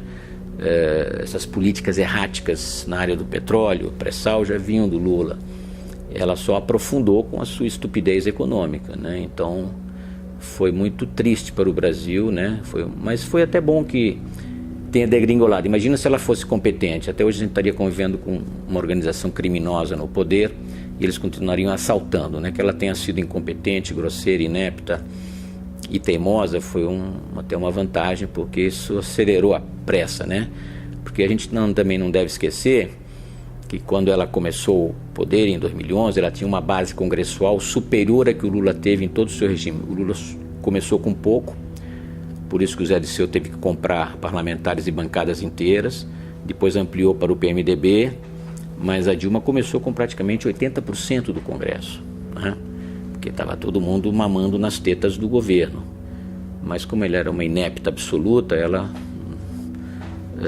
desperdiçou tudo isso em termos políticos, em termos econômicos, pela sua inépcia, incompetência e por preservar a corrupção dos companheiros. Ela era incapaz de impedir o saque da Petrobras e de outras empresas estatais. Esse lado criminoso ainda vai ser desvendado, não é? Ainda não está totalmente identificado. Isso é o que eu tenho a dizer sobre as diferenças entre Lula e Dilma. São ambos da mesma organização criminosa, mas com competências diferentes, né? O chefe mafioso tinha mais competência para administrar a sua orquestra e o seu poste, como ele mesmo se referia a Dilma, tinha menos competência para organizar o saque e o funcionamento de uma imensa máquina pública, né? O Brasil se transformou num país dominado pelo Estado, né? O Estado, que já foi um indutor de crescimento no passado, talvez até os militares exageradamente, hoje se tornou um obstrutor do desenvolvimento, né? O peso exagerado do Estado é um fator impeditivo do crescimento e do desenvolvimento do Brasil. Se a gente não reduzir o Estado nos próximos anos, nós estaremos condenados a entregar cada vez mais renda ao Estado e aos mandarins da República, que são um pouco a minha categoria, né? Funcionários públicos que têm um salário 5, 6 vezes superior ao equivalente do setor público e privilégios inaceitáveis, a começar pela estabilidade e por uma previdência e aposentadoria nitidamente em contraste com o da maioria da população. Bem, aí você tem o fato e a versão. O fato é o seguinte: impeachment é um processo natural nas democracias, né? Você teve um impeachment na Magna Carta, quando o rei João Sem Terras queria cobrar os seus súditos, né, os barões, para alimentar suas terras na França. Ele foi impedido pela Magna Carta, né? Você só pode cobrar com consentimento dos governados. Começou em 1215, mas depois os ingleses ainda tiveram que decapitar um rei em 1649 que queria ser um soberano absoluto, e aí eles chegaram, inclusive alguns anos depois, pela Revolução Gloriosa, ao princípio do rei reina, mas não governa. Quem governa é o parlamento. E aí a Inglaterra é a mais velha democracia funcional do mundo. Os Estados Unidos aprenderam nessa tradição da Magna Carta, da Revolução Gloriosa da Inglaterra no século XVII, dos iluministas escoceses, europeus continentais, fizeram uma revolução contra o déspota, contra o rei que queria cobrar mais impostos, e fizeram sua declaração de independência e mantém também a mais longa democracia no hemisfério americano, não é? Com a mesma Constituição há 230 anos ou mais. O impeachment faz parte do processo tanto europeu, às vezes com um simples machado ou uma guilhotina, ou um processo constitucional, como é regulado nos Estados Unidos. Eles já tiveram um processo de impeachment no século XIX, não resultou. O impeachment contra o Nixon também não foi concluído pela renúncia. No caso do Collor também houve isso.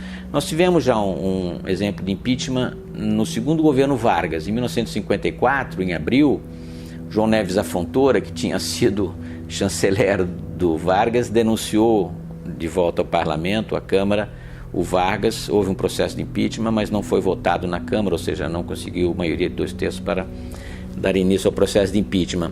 E o Collor, foi evidente um choque com o parlamento. Então, nós temos um problema no Brasil, que é uma diferença entre a maioria presidencial de origem popular e a maioria congressual de base proporcional.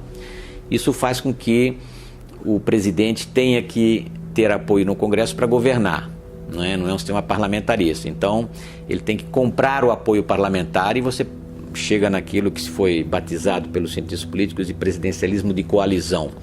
No caso do Lula, virou um presidencialismo de mensalão, ou de corrupção, né? Já que você não tem apoio, você compra o apoio. Partidos, parlamentares, bancadas inteiras, né? Compradas com dinheiro. O impeachment atual, né, não teria ocorrido se não tivesse havido o grande desastre econômico criado pela própria presidente e por políticas ineptas que foram sendo prolongadas ao longo do tempo. Ou seja, como eu disse, a presidente Dilma tinha a maior maioria possível no Congresso ao iniciar o seu governo em 2011 e teria preservado isso se soubesse negociar com o parlamento, ou seja, aí é uma chantagem recíproca, né? Os parlamentares não votam um orçamento se o governo não permitir aquelas emendas parlamentares de construir uma quadra de esporte em Capropró da Serra, né? Ou passar dinheiro para uma ONG familiar, né? Uma fundação de familiares também, ou pequenos pecados, que é normal, né? O Brasil sempre teve essa corrupção que tem nos Estados Unidos também, na forma do pork barrel, né? De pequenos projetos provinciais, paroquiais. É o que eu chamo de modo artesanal de fabricação da corrupção, em bases individuais, em bases artesanais mesmo. O que o PT fez foi introduzir o modo industrial de produção da corrupção, sistematizou aquilo em nome do partido, na preservação do poder e também do enriquecimento pessoal. A Dilma não tinha a experiência do Lula, né, em chefiar um bando criminoso, uma máfia com vários tentáculos e também em agradar os políticos, entende? Então ela não soube fazer esse meio do campo. Por outro lado, não houve nenhuma crise internacional. A crise brasileira é uma crise inteiramente fabricada no Brasil, não é? O mundo estava se recuperando da crise de 2008, ainda que a Europa crescesse pouco, os Estados Unidos voltaram a crescer, a China sempre continuou crescendo ainda, então não há essa justificativa de crise internacional afetando. Foi uma crise made in Brasil e agravada pelas políticas econômicas erradas, sobretudo o aumento desmesurado dos gastos públicos, o amor do inflacionismo, né, que segundo o Celso Furtado é melhor ter um pouco mais de inflação do que mais desemprego, ou políticas monetaristas ou recessivas, enfim. Isso é o que eles aprenderam ou desaprenderam em economia. Então o impeachment ele não teria ocorrido, eu tenho absoluta certeza, mesmo em face de crimes que foram cometidos, né, crimes contra o orçamento, a lei de responsabilidade fiscal, maquiagem contábil no Tesouro, mas tudo isso o parlamento teria passado por cima se ela tivesse uma relação mais convivial, digamos assim, né, com o parlamento e se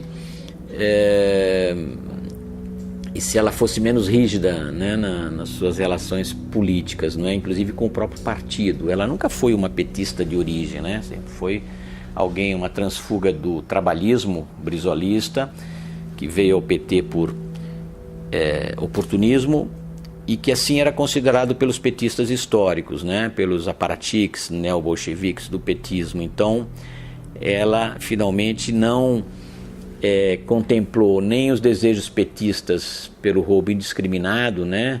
No começo teve que despedir vários ministros, né, que estavam envolvidos em denúncias da imprensa, depois ela largou isso de mão, mas ela nem soube administrar a economia. O Guido Mantega foi um desastre absoluto, mas como eu digo, muitos desses desastres talvez tenham sido deliberados, foram construídos para permitir a liberação de recursos fora do país e dentro do país para eles mesmos. Então, o impeachment no plano internacional, ele sofreu por uma imensa penetração da versão petista da história. O Lula teve muito prestígio internacional. Os jornalistas estrangeiros, líderes estrangeiros foram extremamente ingênuos com o Lula, né? Na Europa, nos Estados Unidos foram extremamente ingênuos, né?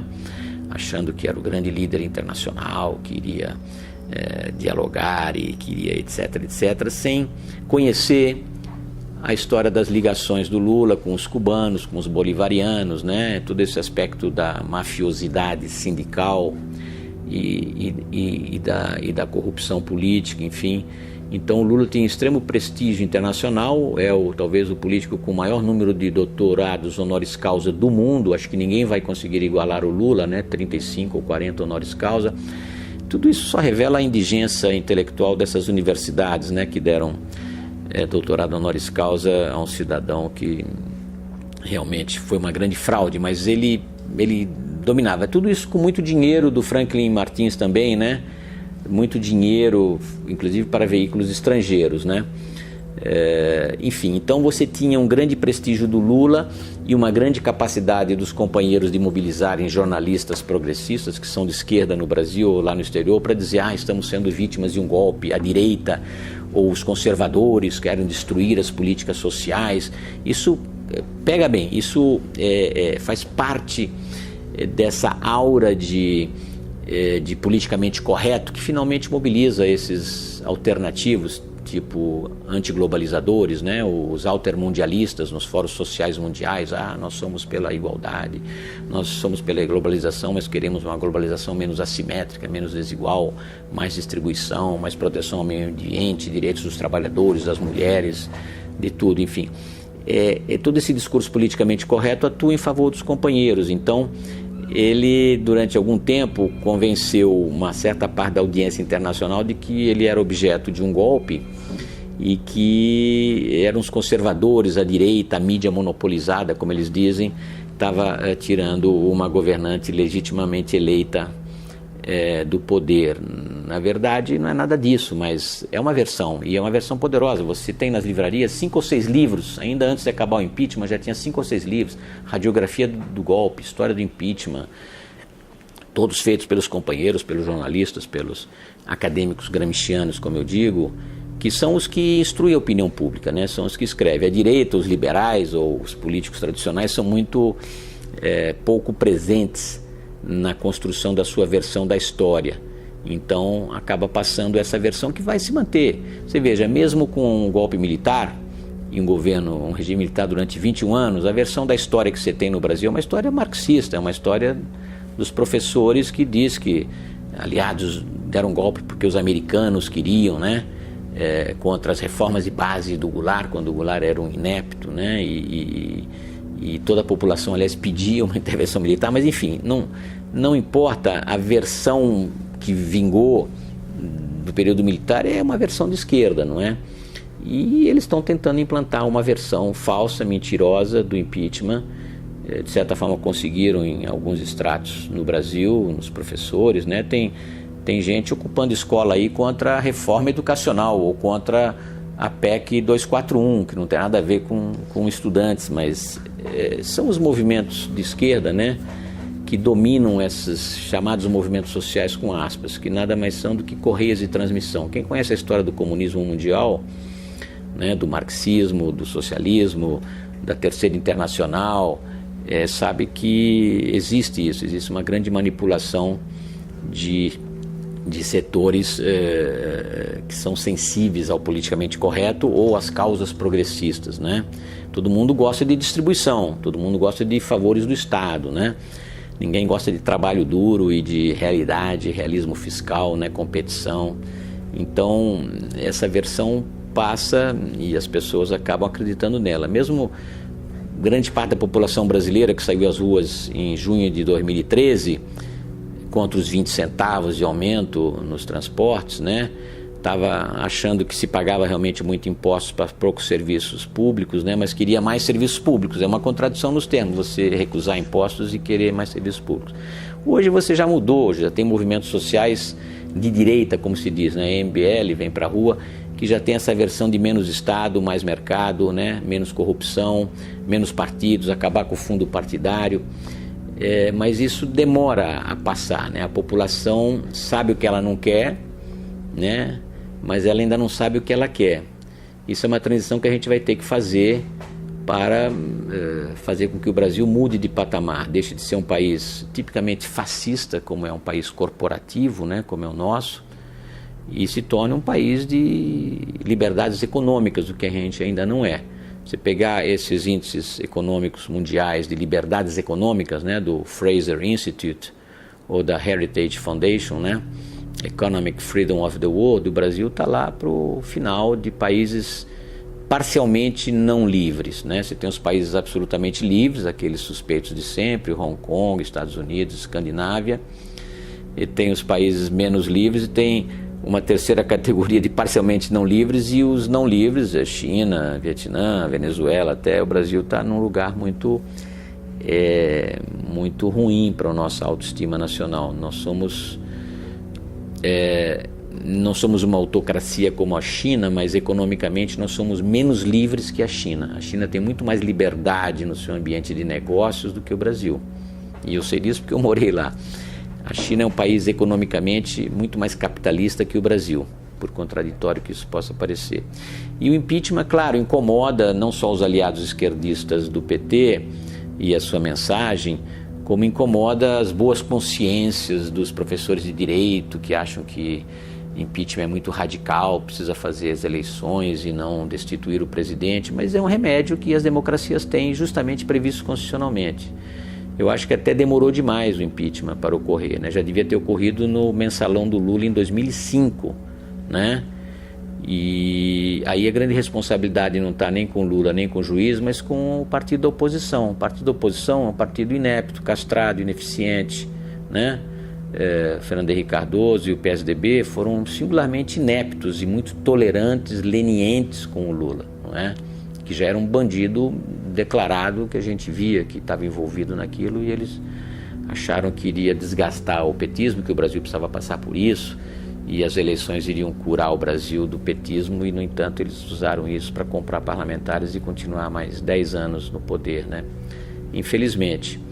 Mas enfim, as sociedades aprendem mais pelas derrotas e sofrimento do que pelas vitórias, né? As vitórias têm muitas mães e pais, as derrotas não tem pai nenhum, né? Todo mundo não quer ser herdeiro de uma derrota, somos órfãos nas derrotas, mas a gente aprende muito mais com as derrotas do que com as vitórias. O crescimento, o desenvolvimento é algo que a sociedade constrói naturalmente.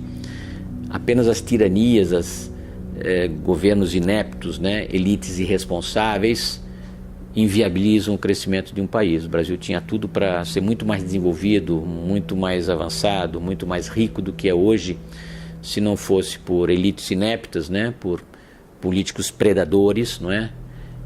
Por ineficiências mandarinescas da nossa classe de mandarins e marajás do Estado, por políticas erradas, por crença de que os mercados são desiguais e perversos, então o Estado precisa corrigir as desigualdades, criando políticas sociais. Tudo isso é bullshit, como dizem os americanos, né? Mas as pessoas gostam de acreditar em miragens. Não, eu acho o seguinte, a destruição foi muito grande, né? Nós estamos falando de um déficit de 10% do PIB. Isso é enorme a qualquer critério, entende?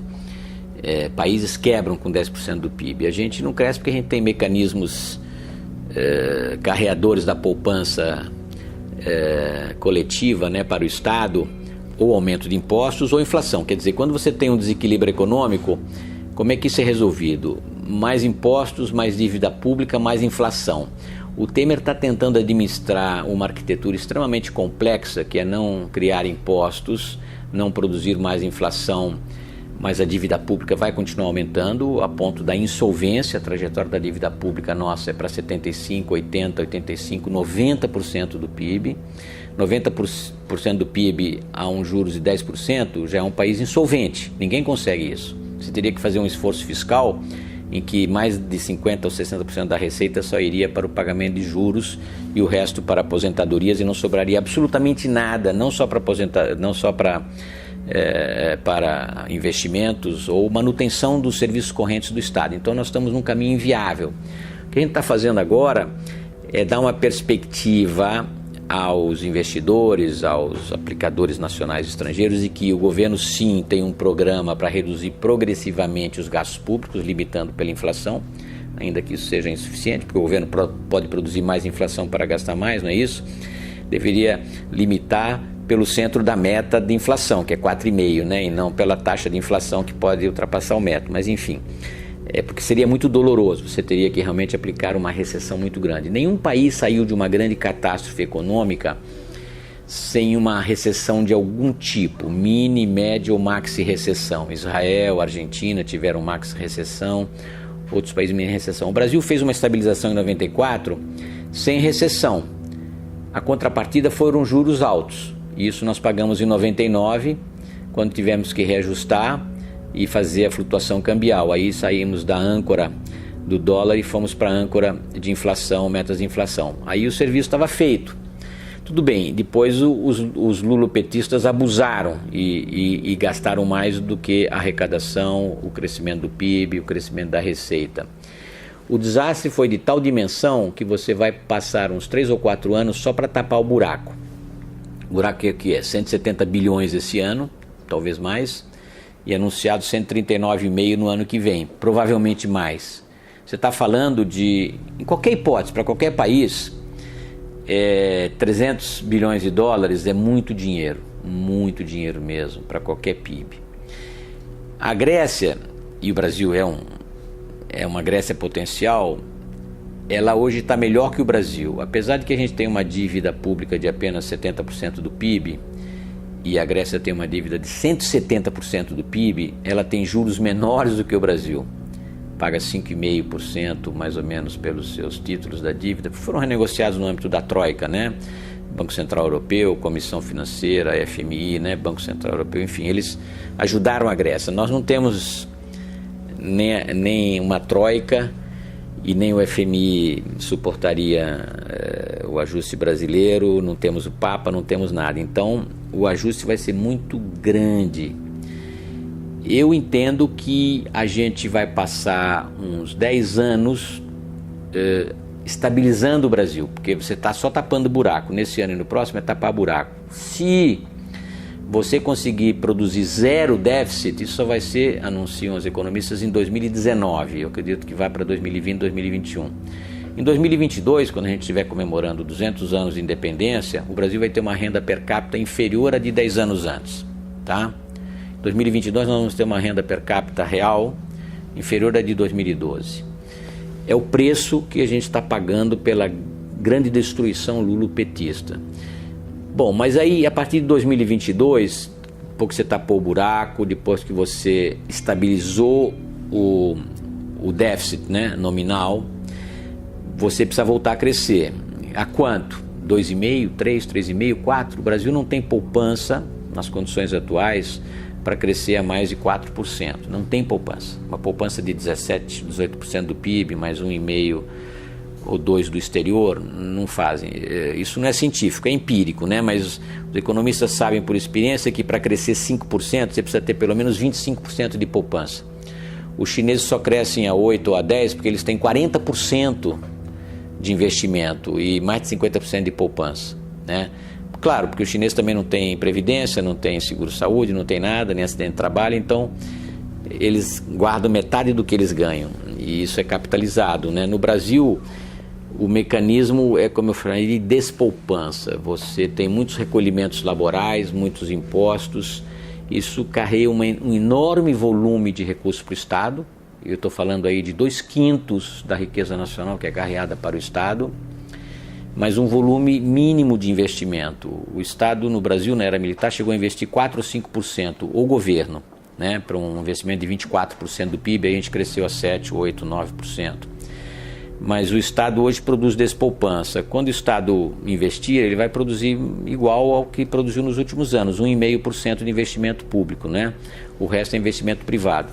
Se a gente se abrir ao mundo e receber investimento estrangeiro, aí talvez o Brasil entre num ciclo positivo de crescimento gradual, mas aí depende da infraestrutura e depende da produtividade, que ela mesma é dependente da educação. Como a nossa educação é muito ruim e ela ainda não começou a melhorar, porque o MEC é um dinossauro absolutamente estúpido, né? Mas agora, algumas reformas que você faz, como no ensino médio, né, que você está propondo, ainda vai ser aprovado, mas tudo isso é muito lento, demora 10, 15 anos para produzir efeitos. Então significa que você vai ter uma trajetória a partir de 22 a 30, 35, de crescimento medíocre e de atraso relativo em relação aos países mais dinâmicos. Aqui, Peru, Chile, México, da Aliança do Pacífico, que estão integradas na grande área econômica do Pacífico, né? Ou aos emergentes asiáticos, que também estão crescendo, ou até os Estados Unidos, que estão crescendo mais do que a gente hoje. Então, eu sou muito pessimista com relação ao Brasil, relativamente menos pessimista na parte econômica, você pode consertar, e absolutamente pessimista na parte educacional, que depende de reformas que você nem sequer concebeu ainda no sentido correto, entendeu? Então não há nenhuma chance de melhorar, como a gente diria, na área educacional, enquanto tiver esses dinossauros do MEC aí, essas saúvas freirianas, né? Que não melhorar a concepção da educação no Brasil, que está na base da formação de professores, das disciplinas, dos currículos, do benchmark, da cobrança, não é? Estamos fazendo tudo errado em educação. E economia dá para consertar em 2, 3 anos. Educação, se você fizer as coisas certas, os resultados vão vir só daqui a 15 anos. E por isso que eu sou muito pessimista em termos de produtividade. Não espere ficar rico, enfim, nos próximos 15 anos. Essa é a minha mensagem. Mas, enfim, se você tiver numa indústria inovadora, pode até ser. Mas agora a gente vai ter um congelamento aí de 20 anos nas despesas públicas, o que é muito positivo, mas ainda insuficiente, né? Insuficiente. Estamos no começo de uma longa trajetória de ajuste. É o que fez a China, demorou muito tempo, a Argentina demorou muito tempo, até agora, né? O Macri talvez consiga reverter o caminho desastroso da Argentina. A Europa também está numa trajetória muito ruim, a França, a Itália, né, de baixo crescimento, de não reformas. O que vai acontecer com esses países? Eu acho que os chineses vão comprar Chateau na França, Vignoble, né, comprar as marcas de luxo, né, Louis Vuitton, Prada, essas vão comprar até a Mona Lisa no Louvre, quem sabe, enfim. Os mais ricos fazem isso. Os japoneses compraram metade de Hollywood nos anos 80, né? Agora é a vez dos chineses, quem sabe, comprarem terras no Brasil, marcas de luxo francesa, castelos. Quem tem dinheiro se permite essas loucuras, não é? Não é o nosso caso ainda.